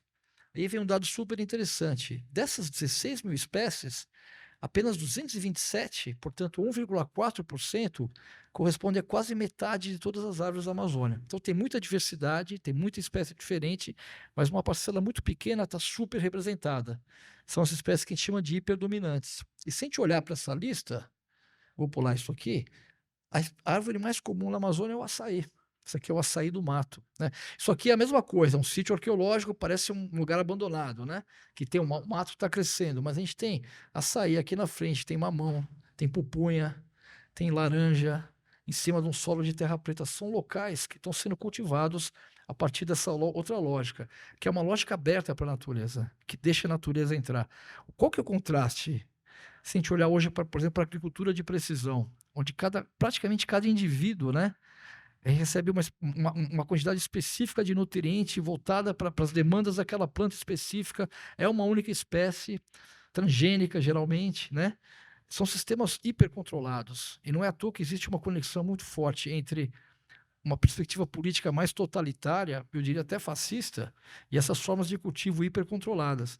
Essa maneira de estar no mundo, de habitar o mundo, eu não quero ser romântico, nem dizer que, né, mas assim, ela é muito mais aberta, né, para essa conversa com a natureza.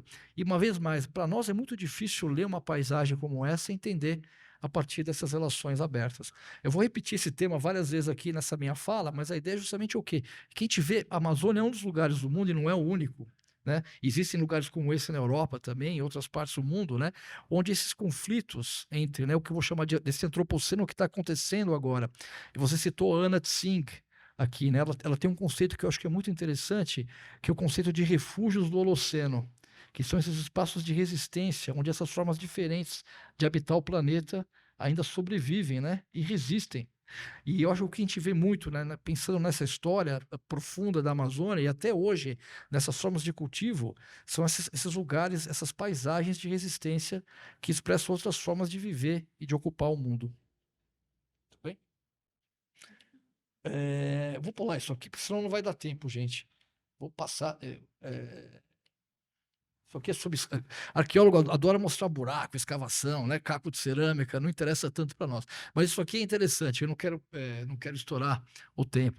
Uma coisa, a gente tem esse processo, né, contínuo de produção de paisagens, ele tem um efeito, eu acho que ao longo do tempo, que esse padrão de hiperdominância ao qual me referi, se essa hipótese estiver correta, reforça aquela ideia que eu trouxe no começo da minha fala, de que a gente tem que olhar para a Amazônia como paisagem e como uma herança que é biocultural, não é só natural, que, portanto, qualquer futuro para a Amazônia tem que levar em conta as formas de conhecimento e de viver das populações tradicionais que ocupam a Amazônia até hoje em dia. E um outro exemplo interessante disso são esses pontos marcados em laranja aqui. Outro exemplo um outro exemplo de transformação da natureza e de criação de paisagens. E o que marca essa carta aqui, esse mapa e esses pontos em laranja? São locais onde ocorre um tipo de solo que nós chamamos de terra preta em português. E esses solos são esses solos muito escuros. Isso aqui é um perfil de terra preta, por exemplo, né? Esse aqui é o solo natural dessa região, que é um solo amarelo, que é um solo muito ácido, é um latossolo, né? Um oxissolo, tem várias terminologias que o pessoal da pedologia usa, e essas manchas escuras aqui correspondem a esses solos de terra preta. Se vocês olharem, tá vendo? Parece que isso aqui foi desenhado com um compasso, né? É um círculo quase perfeito, uma linha reta aqui, e esses solos têm muita quantidade de material orgânico, muito resto de semente, restos de ossos de animais, mas muita cerâmica também. Esses solos antrópicos, essas terras pretas, começaram a se formar há mais ou menos uns 5.000 anos atrás. O registro mais antigo que nós temos é aquele sítio que eu mostrei para vocês, na beira daquela cachoeira que foi afogada no Rio Madeira. Mas a partir de uns 2.000 anos atrás, eles ficam disseminados por toda a região amazônica. Se vocês olharem para esse mapa aqui, vocês vão ver que eles, né? Aqui no Rio Juruá não tem terra preta, por uma razão que não está clara ainda. Mas tem muitos lugares onde nós não vemos essas manchas alaranjadas, porque de fato não foi feita a pesquisa ali. Eu imagino que esse mapa vai mudar muito ao longo do tempo e a gente vai ter cada vez mais pontos laranja, né? Os cálculos que a gente tem é que talvez essas áreas de terra preta correspondam entre 2% a 3% de toda a área da grande Amazônia, não só da bacia amazônica, mas também das Guianas e do Alto Orinoco, o que corresponderia mais ou menos à área do estado do Rio de Janeiro. E aí, como é que são esses solos? Por exemplo, isso é um sítio arqueológico na Amazônia Central. Hoje em dia é uma plantação de mamão, né? Mas essa plantação de mamão que vocês estão vendo aqui está em cima, de fato, essa foto foi tirada naquele mesmo local da imagem anterior, é o mesmo, né? Isso aqui é o solo de uma escavação desse lugar. Está associados esses solos a uma quantidade muito grande de presença de cerâmicas arqueológicas que estão colocadas. Eu acho que esses solos têm a ver com o processo de crescimento demográfico na região. E hoje em dia, por exemplo, isso aqui é uma foto que eu tirei há 2 anos atrás de uma terra indígena, no sul do Amazonas, Tenharim Marmelos, onde vive o grupo indígena Tenharim, que é um grupo que fala uma língua tupi-guarani. Eles foram contatados na década de 70 por causa da abertura da rodovia transamazônica. Uma parte dos tenharins não quis estabelecer contato e hoje em dia vive na floresta. E uma outra parte vive na beira da transamazônica. E eles dizem que essa parte dos tenharim que, né, estabeleceu contato com uma história super traumática com a sociedade brasileira, diz que eles vão continuar existindo enquanto uma população independente, enquanto eles conseguirem continuar plantando milho. Olha o tamanho desse pé de milho aqui. E o milho só cresce nas áreas de terra preta que foram formadas anteriormente nesse local. Então, esses solos antrópicos são interessantes. Quando eu falo que o futuro está no passado, É uma brincadeira, mas existe um fundo de realidade aqui, porque eles mostram essa conexão interessante entre essas formas de produção de paisagem e apontam caminhos diferentes para a gente viver no futuro aqui nos trópicos, né? Isso aqui é uma festa de milho botawa, né? Feito com milho que é plantado em cima da terra, que não foi produzida por eles, essa terra preta. Eles dizem, essa terra preta já estava aqui quando a gente chegou nesse lugar. E eu vou dar meu último exemplo para vocês aqui, acho que ainda tem um tempinho ainda, né? Eu estou fazendo uma leitura meio linear, eu estou viajando no tempo, digamos assim. Comecei com coisas antigas, né, de 12 mil anos atrás, eu pulei a parte das cerâmicas, que tem mais ou menos 5 mil anos. Estou falando desses solos antrópicos, as terras pretas que começaram a se formar há mais ou menos 5 mil anos também, mas que ficam mais disseminados a partir de uns 2.000 anos atrás, 2.500 anos atrás. Em arqueologia, a gente fala de 1.000 anos como se fosse semana passada, né? Foi só 1.000 anos e sempre vem o só antes. É só 1.000 anos, é pouco tempo, né? E uma coisa interessante que a gente começa a ver a partir de mais ou menos uns 2.500 anos, juntamente com essas terras pretas, é um processo mais intenso de criação de paisagem e de modificação da natureza. Eu tenho trabalhado nessa região da Amazônia hoje, aqui em Rondônia, no Acre, né, no sudoeste da Amazônia, na Bolívia também. E nessa região, esses pontos marcados em preto aqui, são pontos onde foram identificados sítios arqueológicos que foram localizados por causa do desmatamento dessa região, a partir da década de 70. E esses sítios são essas estruturas geométricas, quadrangulares ou circulares, formadas por valas concêntricas, né? Às vezes mais de uma vala. Isso aqui é uma estrada contemporânea.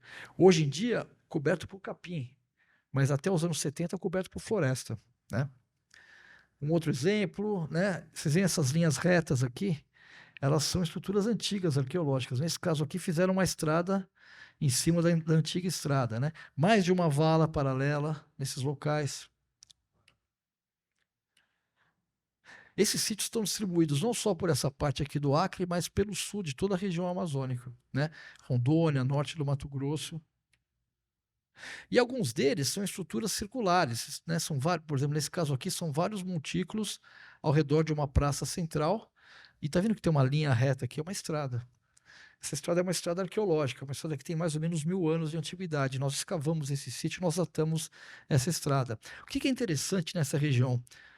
A gente tem nós temos os sítios, né, que nem são muito grandes assim, né, que são formados pelo acúmulo. Vou falar mais sobre isso daqui a pouquinho, mas a gente tem cada quadrado desses corresponde a um sítio arqueológico. O que tem me interessado muito nos últimos tempos, mais do que os sítios, são essas estradas que conectam eles.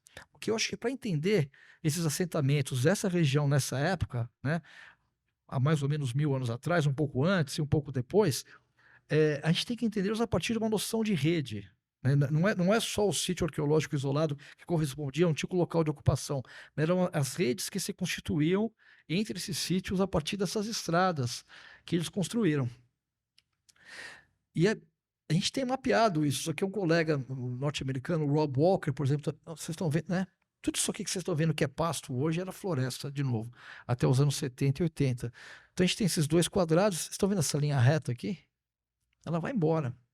Imagine vocês construir um quadrado como esse, uma linha reta, num lugar que era coberto por floresta, ou um círculo, né? É uma capacidade interessante de mapear e de fazer, né, essas marcas no terreno, que era característica desses povos que viveram ali nessa época. Outro exemplo, é meio redundante, mas eu gosto, eu tô gostando tanto dessa coisa de caminho, que né, tem um monte de slide repetido, aqui tem mais um, né? E aí, eu tenho um orientando meu aqui na USP que me chamou a atenção para uma coisa muito interessante, é que é uma referência do século XIX, do uso dessa rede de caminhos e estradas. Eu creio que essa rede de caminhos e estradas, talvez seja usada ainda em algumas partes do Acre, mas ela é usada até pouco tempo atrás. E essa história vem aqui de uma viagem feita por um seringalista, um cara que tinha muitos seringais no século XIX, que era o Coronel Labre. Qual que é a história do Coronel Labre, Antônio Labre? Ele queria arrumar um jeito de tirar toda essa borracha, que era muito abundante no que é hoje território boliviano, sem passar pelas cachoeiras do Rio Madeira. Aquele rio que eu mostrei para vocês, que tem um trecho de 350 quilômetros, que tem muitas corredeiras. A estrada de ferro Madeira-Mamoré foi construída justamente para passar o lago dessas corredeiras. E o Coronel Labre, ele pagou do próprio bolso uma expedição, na década de 80 do século XIX, tentando achar um caminho que conectava essa parte da Amazônia boliviana à bacia do Rio Purus, porque o Rio Purus é um afluente do Rio Amazonas que não tem corredeiras.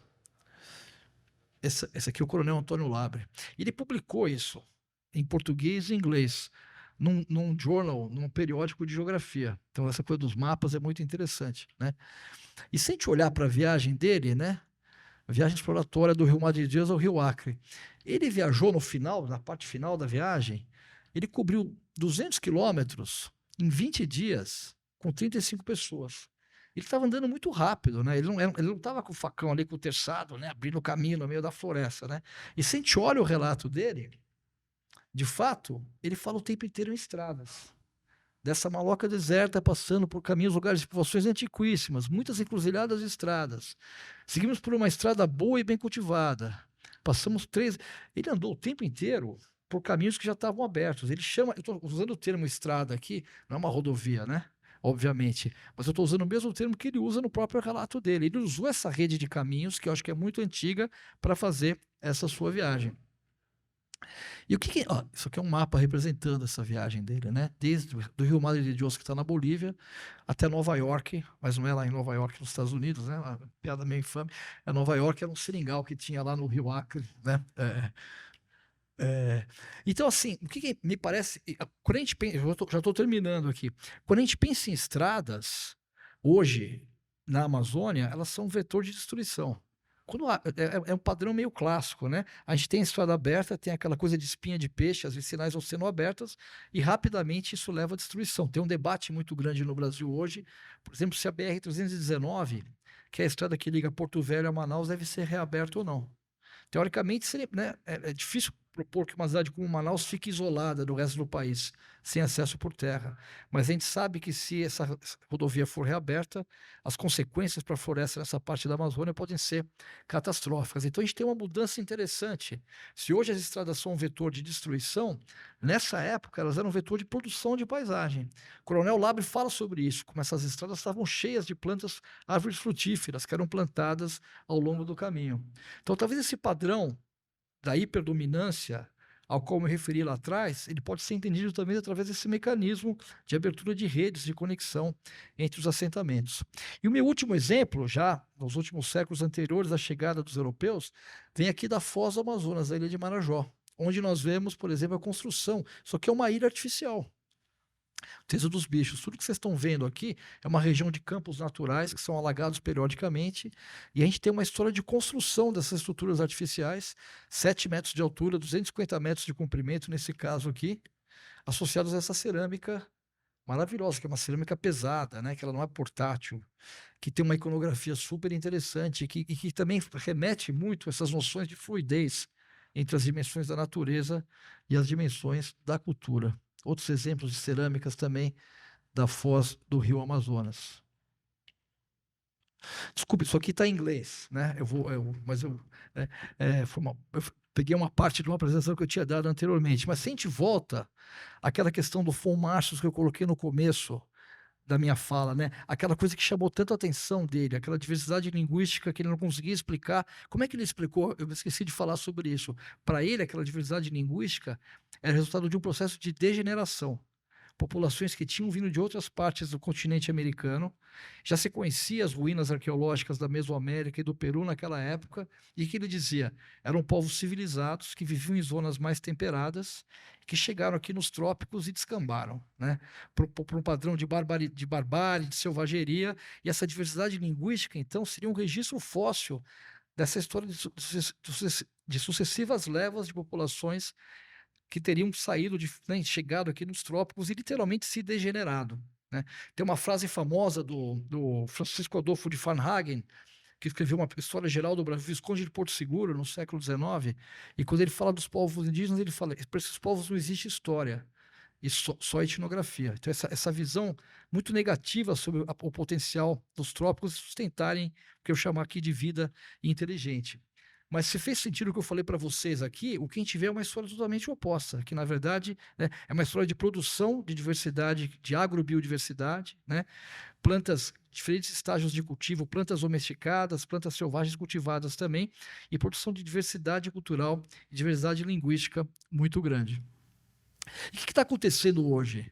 Eu acho que a gente está vivendo uma batalha em vários lugares do mundo, né? Não é só aqui no Brasil, mas cada um conhece melhor a sua batalha, a briga que está encarando, né? No nosso caso, nós que vivemos aqui, e eu que trabalho na região amazônica, essa batalha é uma batalha contra a destruição disso, né? A gente tem uma história de milhares de anos de produção dessa rica diversidade cultural e nessa agrobiodiversidade, e nos últimos 40 anos, né, a gente perdeu quase 10% da vegetação natural de toda a bacia amazônica.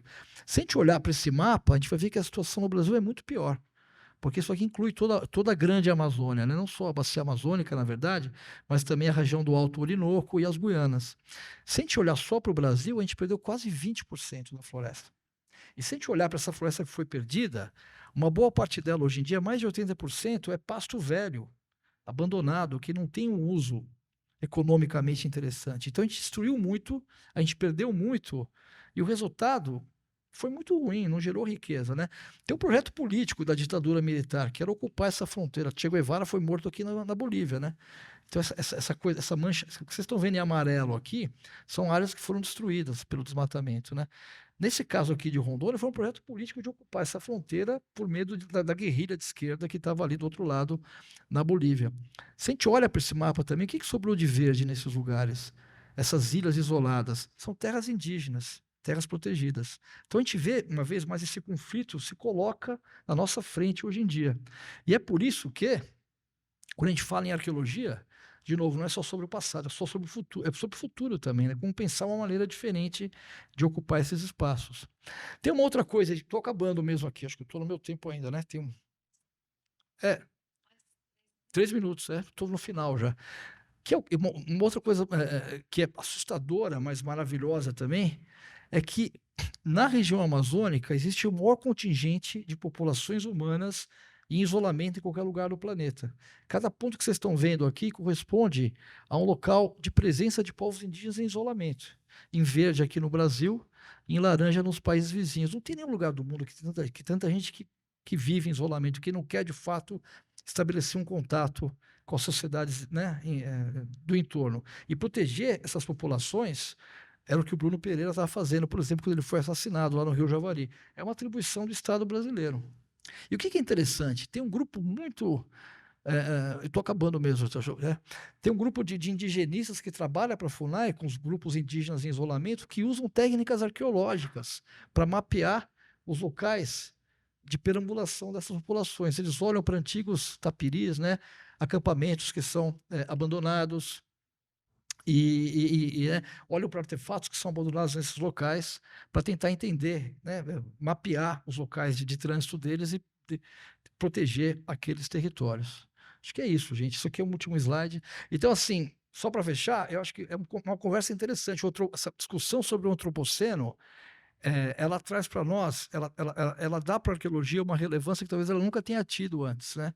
E acho que cada um está vivendo o seu próprio antropoceno, apesar de ser um fenômeno global também. No nosso caso aqui, esse antropoceno é uma briga real que acontece hoje entre modos de vida muito diferentes que estão em choque, né? Numa luta que eu acho que chama de alguma maneira a nossa participação para tentar segurar e não achar que o futuro tem que ser uma destruição inevitável e inexorável. É isso, gente. Obrigado.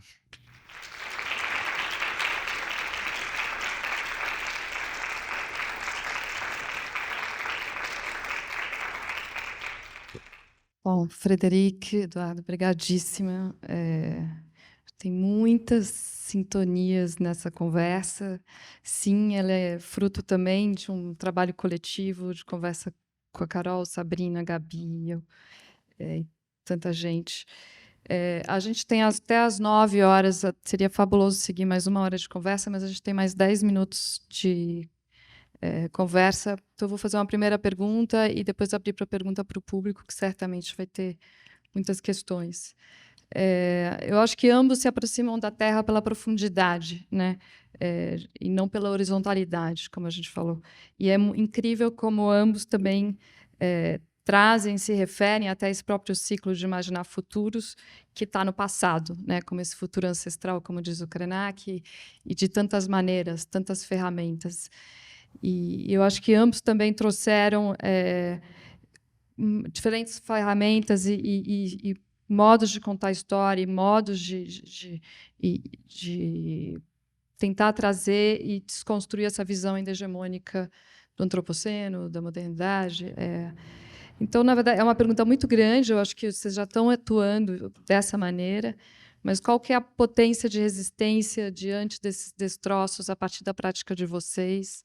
E quando vocês colocam, né, como atuação, o que vocês sentem de potência de atuação, em que outros âmbitos e onde estão as vulnerabilidades, onde estão as forças, a partir das perspectivas de vocês? Je peux essayer de répondre. Déjà, merci Eduardo, j'ai trouvé vraiment ça fascinant. Et moi, j'avais envie, pour rebondir sur la question de Lija, de te poser une question aussi sur la puissance des images que tu produis, qui sont beaucoup plus que des images, bien sûr, qui sont le résultat d'années de recherche.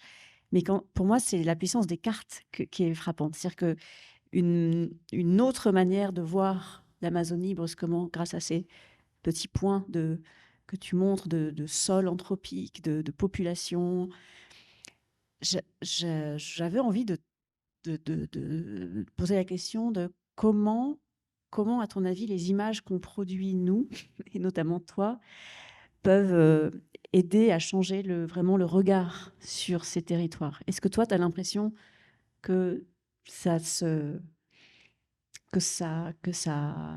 arme d'une certaine manière les populations autochtones de se rendre compte de l'histoire longue? Enfin, voilà, de quelle manière ça change vraiment notre regard historique et donc politique? Moi, c'est vraiment ta question, hein, Lija, mais qui me passionne, c'est-à-dire pourquoi l'histoire nous permet d'être politique? Pourquoi le fait de raconter autrement? Voilà, en fait, voilà, j'avais envie que tu continues à nous raconter ces histoires incroyables. Et est-ce que toi, tu leur montres ces images? Comment ils s'en saisissent? Est-ce que ça change quelque chose dans les débats publics au Brésil de raconter une autre histoire de l'Amazonie? Parce que c'est une autre histoire de l'Amazonie que tu nous dévoiles. Bom, obrigado pelas perguntas. Na verdade, eu ia fazer eu acho que essa pergunta que você fez para mim, eu faria para você também, porque eu suspeito, né? A minha formação é mais quadrada, assim, de acadêmico, arqueólogo, né? E eu acho que aconteceram algumas coisas que me fizeram mudar um pouco a minha maneira de pensar. E elas têm a ver com os eventos políticos recentes aqui no Brasil e a pandemia, né? Quando, de fato, isso trouxe um senso de urgência, onde, né, ligado às questões mais amplas de mudança climática, que me fez perceber que, na verdade, o tipo de linguagem que normalmente nós utilizamos na academia, ele não é suficiente para trazer essa, né, para representar essa urgência que a gente está atravessando agora. Então, eu não sei muito bem como te responder essa pergunta. Na verdade, eu queria te fazer uma pergunta parecida com essa, né? Eu queria que você falasse, se a gente tiver tempo, né? Entender um pouco a sua trajetória, porque de fato você faz um caminho que vai da história da ciência, como você disse mesmo aqui, mas também como diretora, né? De teatro, né? E o que te levou? Esses caminhos foram construídos paralelamente, ou foi também o senso de urgência que te fez perceber os limites da produção científica no contexto acadêmico? Porque você tem uma posição no CNRS também, então você está, né, num ambiente que é acadêmico, que te levaram a procurar outras maneiras de representação. Porque quando eu vejo os seus mapas aqui, maravilhosos, eu percebo que a gente tem eu acho que a ciência é fundamental, obviamente, para ancorar, né? Meu lugar de fala é um lugar de fala como cientista, né? Mas eu não creio que a ciência sozinha vai ter essa força, essa potência de provocar essa transformação a qual você se refere aqui. E se existe uma coisa interessante que está acontecendo hoje em dia, em meio a essa loucura toda, é justamente essa maneira. Eu vejo que trabalho num museu aqui de arqueologia, nós nunca fomos tão procurados por artistas para a utilização dessas coleções e desses materiais para construir novas narrativas sobre essas questões que nos afligem. Então, eu devolvo a pergunta que você fez para mim, devolvo para você. Como é que você construiu essa trajetória? O que te fez percorrer esses dois caminhos paralelamente? Sempre foi assim? Ou você partiu de uma formação acadêmica mais ortodoxa e depois procurou ampliar a sua atividade através de outras maneiras de atuação? Je vais te répondre rapidement sur le parcours, mais pour arriver assez vite à une question plus générale qui est là où on en est collectivement, j'ai l'impression. Moi, j'ai toujours fait les deux. J'ai fait ma thèse au moment où je crée ma compagnie de théâtre, la même année à Cambridge. Mais c'est vrai qu'au départ, c'était deux parcours séparés. Une thèse en histoire des sciences, très classique, et puis une compagnie de théâtre où je montais du répertoire classique. Et à un moment, ça s'est rapproché. Et ça s'est rapproché pour deux raisons, je crois. La première raison, c'est que j'ai rencontré Bruno Latour et que pour lui, c'était évident qu'il y avait un lien qui n'était pas du tout évident pour moi entre la recherche et la scène. Parce que lui, il s'intéressait à la mise en scène de la science et à la science comme théâtre de la preuve. C'était sa formule à Bruno, hein, l'experiment, l'expérience scientifique est un théâtre. Donc pour lui, il y avait un lien immédiat. Et comme il voyait que je faisais les deux, histoire des sciences et théâtre, il m'a dit on va travailler ensemble. Donc ça, voilà, première raison de cette rencontre des deux voies parallèles, c'est Bruno. La deuxième raison, c'est Gaïa, c'est sûr. Et on a écrit un petit texte avec Bruno en 2009, auquel je tiens beaucoup, mais que personne ne connaît, qui s'appelle, je ne sais même plus comment il s'appelle exactement, mais c'est un texte sur le théâtre de l'expérience, quelque chose comme ça. La dernière phrase, c'est un petit dialogue entre plusieurs personnages qui sortent d'une pièce de théâtre. La dernière phrase de ce petit dialogue, de ce petit article, c'est « Gaïa entre en scène ». Et quand Gaïa entre en scène, c'est ces deux questions dont on parle qui sont réunies. C'est-à-dire que le choc dont tu parles très bien, et j'aimerais qu'on parle après de cosmogramme, mais le choc que tu décris, c'est quoi l'anthropocène, dis-tu? C'est la rencontre entre le choc violent entre des ontologies. C'est Bruno, il l'a raconté en parlant de cette entrée de Gaïa sur la scène politique, scientifique. Et c'est pas pour rien, pour moi, que on en a fait tout de suite, il en a fait tout de suite un personnage de théâtre. Gaïa entre en scène, ça veut vraiment dire, c'est la question politique, mais c'est toujours déjà en même temps une question esthétique et une question de représentation et une question de mise en scène et d'un personnage. Donc voilà, pour te répondre, je crois que c'est ce qui fait que les deux choses que je faisais un peu en parallèle sont devenues totalement indissociables, c'est qu'on n'a plus le choix. Et je voudrais rebondir sur ce que tu as dit, c'est très juste et on est complètement embourbé dans ce problème, je crois, dans l'université française, comme partout dans le monde. On se rend compte que nous, chercheurs, ce qu'on fait, ça ne suffit plus. Et moi, je m'occupe d'un projet CNRS en ce moment avec des climatologues, des océanologues. Et en fait, on est tous désespérés. On peut plus continuer à publier des papers et des bouquins et des rapports du GIEC. On le fait, ça, depuis 50 ans. Donc, la question de comment on va plus loin, elle se pose... voilà. Alors après, moi, sincèrement, je ne pense pas que c'est en faisant des pièces de théâtre qu'on va changer le monde. Par contre, l'idée qu'on trouve d'autres modes de parole, de discours, de récit, ça m'intéresse beaucoup. Et je suis très intriguée de ce que tu dis, mais ça ne m'étonne pas que tu dis que les artistes viennent voir les collections d'archéologie. D'ailleurs, Duncan fait la même chose en ce moment. Il va voir des archives d'archéologie.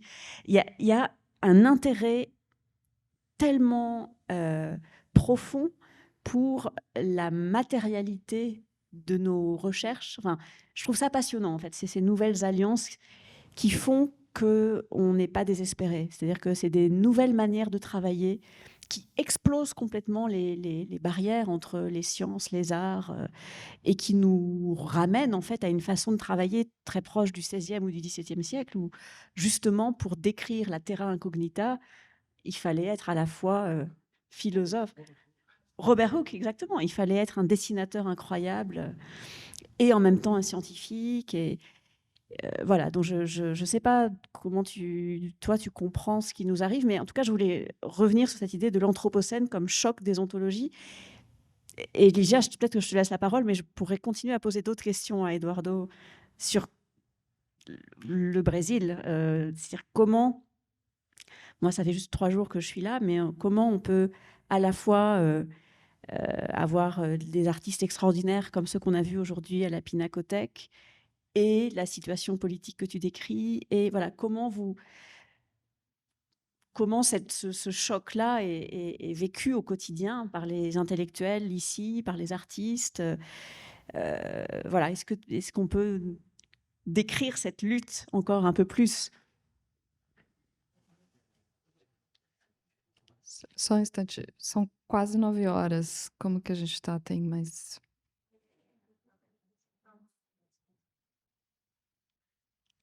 10 minutos? Então acho que Eduardo e a gente abre pelo menos para uma pergunta do público para seguir essa conversa de muitas maneiras também depois. Obrigada. Vou responder rápido, então, para a gente poder ter tempo de, né, de abrir assim. Mas eu acho, Frederica, bom, cada um vai ter a sua, né? Eu vou dar uma resposta muito impressionista e muito rápida para você, mas assim, o Brasil é um país interessante, para usar de um eufemismo, e fascinante também, porque é um país que combina uma forma de sociabilidade que é muito doce e que é muito carinhosa, mas é um país que é muito violento também ao mesmo tempo, né? Isso é uma característica da América Latina, mas talvez muito forte aqui no Brasil.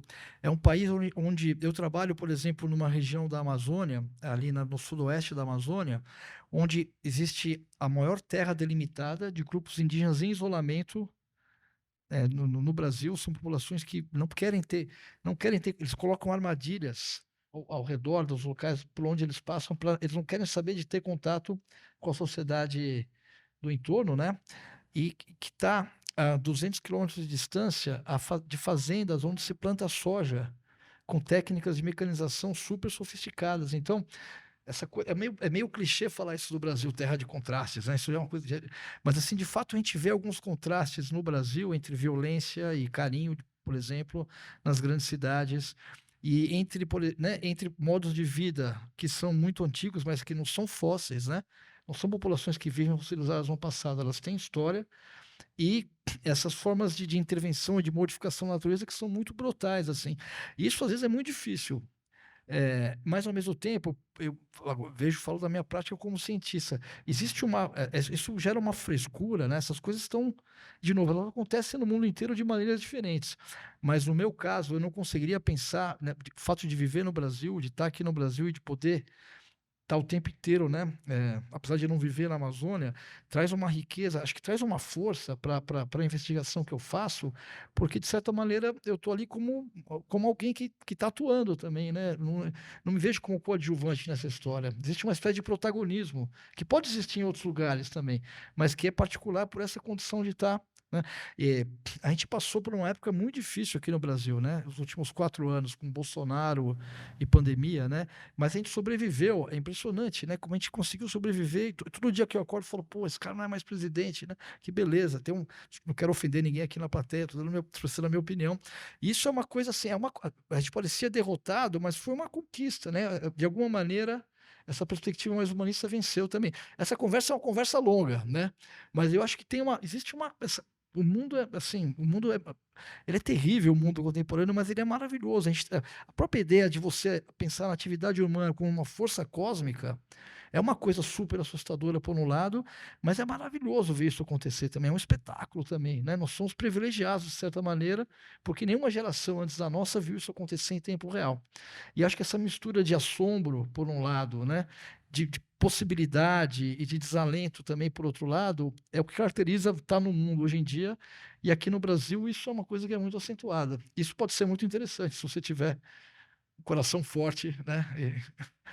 Eu acho que eu gosto, assim, né? Sangue quente. Não sei se te respondo bem, assim.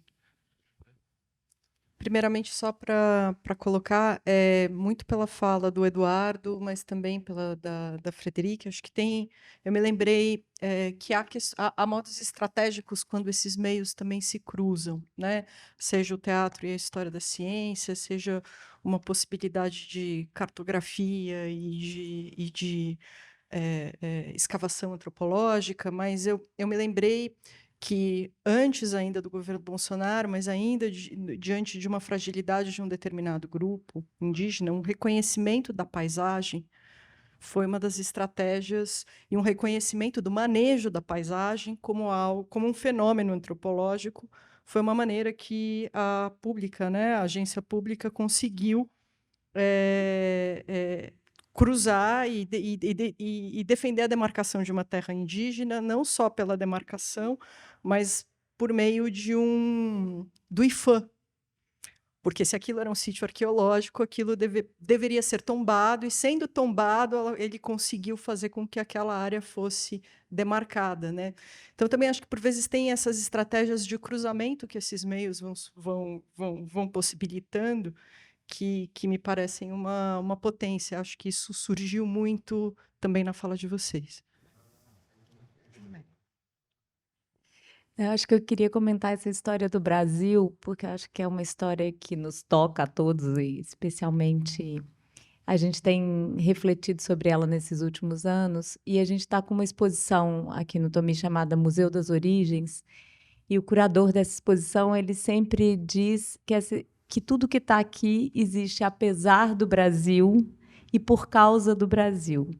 É uma exposição que reúne instituições de memória, quase 30 instituições de memória do Brasil inteiro, está aqui no Itaú Cultural, mas que parte de uma degradação, de uma dificuldade institucional imensa de manter, de constituir memória nesse país, né? Então, a gente tem, pelo contrário, uma política de esquecimento muito forte no Brasil, mas que existe, né? Então, quando você vai ver o que existe hoje, por exemplo, no Rio de Janeiro, na Pequena África, que conjuga uma série de sítios, inclusive que foram descobertos a partir de mais remoções, de mais violência, de mais intervenção, quando chega os Jogos Olímpicos no Brasil, e que são de populações escravizadas, e toda a história que permanece apesar dessa violência. Acho que me deu vontade de contar isso, porque acho que isso é o que marca recorrentemente a história do Brasil, né? Muito obrigada, primeiro, foi excelente, né? E eu também vou fazer um convite. Eu sou de Santa Catarina e a gente está aqui num seminário na USP pela geografia, que chama Sapis e Lapis. É um seminário sobre unidade de conservação e inclusão social, exatamente para trabalhar a questão das comunidades tradicionais dentro das unidades de conservação, que muitas vezes elas não poderiam estar ali nas unidades de proteção integral, né? Mas que elas continuam ali, porque elas nunca são retiradas de fato, ainda bem, mas elas ficam invisibilizadas, isso é uma questão muito importante. E uma das grandes justificativas, né, para estarem ali, além do direito que elas têm de estarem ali, é porque elas realmente enriquecem essa biodiversidade. Então, não é só uma riqueza cultural que elas trazem, é de biodiversidade, como tu colocaste. Conversa muito com essa temática de hoje, e o congresso vai até dia 30, fica o convite. E neste congresso está muito legal, porque assim, tem acadêmicos, que sempre tem, mas tem uma comunidade tradicional em peso. Tem muitos indígenas, muitos quilombolas, ribeirinhos, isso ativistas de Resex, da Amazônia, além do poder público. E hoje, numa fala de uma indígena da etnia Guajajara, ela estava contando que eles criaram a primeira escola indígena do Brasil, no Piauí. E como eles ensinam diferente lá, além de ter redes por toda a escola, para eles se deitarem também, né, e verem um mundo diferente, né, verem outras grafias do mundo, eles têm uma outra visão de geografia e biologia integrada, porque o céu e a terra estão sempre ligados nesse cosmos. E eu fiquei pensando aqui o tempo todo, gente, qual será que seria a grafia da terra deles, né? E aí me emocionei aqui, eu estou fazendo doutorado com comunidades tradicionais em Santa Catarina. Já quero colocar na pesquisa um trabalho deles criarem seus próprios mapas, claro que vou citar, né, a Frederic, para criarem seus próprios mapas, assim, como é que vai ser essa grafia da terra deles, né? Sem esse olhar sempre de cima, que é um olhar um pouco mais dominante. Na geografia, a gente tem essa coisa da paisagem, de ser o que o olhar abarca, né?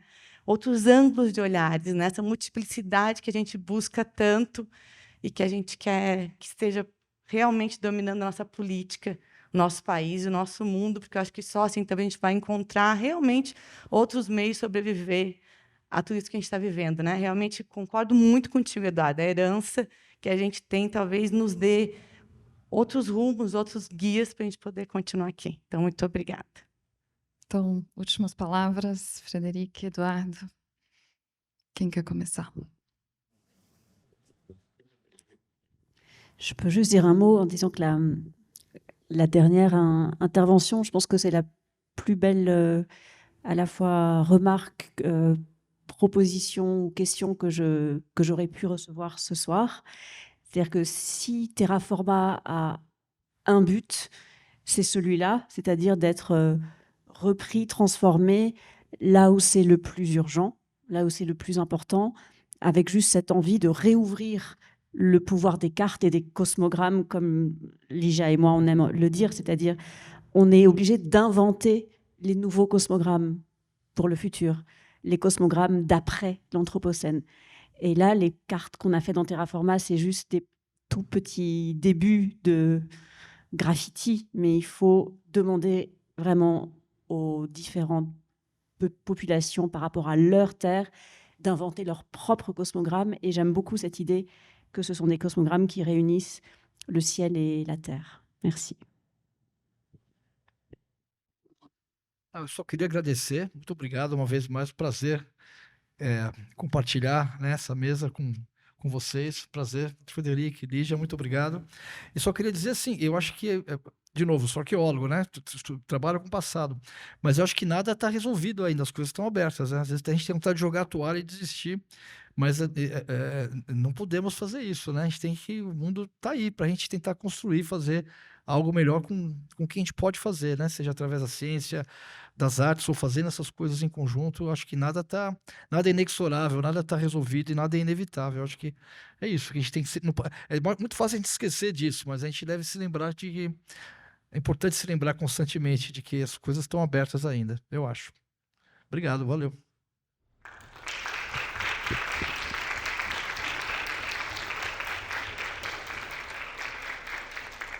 Bom, obrigadíssima, foi incrível. Sim, acho que seguimos abertos, né, a muitas alianças aqui no Tomi e tantos outros lugares. E obrigada a presença de todos também. Seguimos. Boa noite.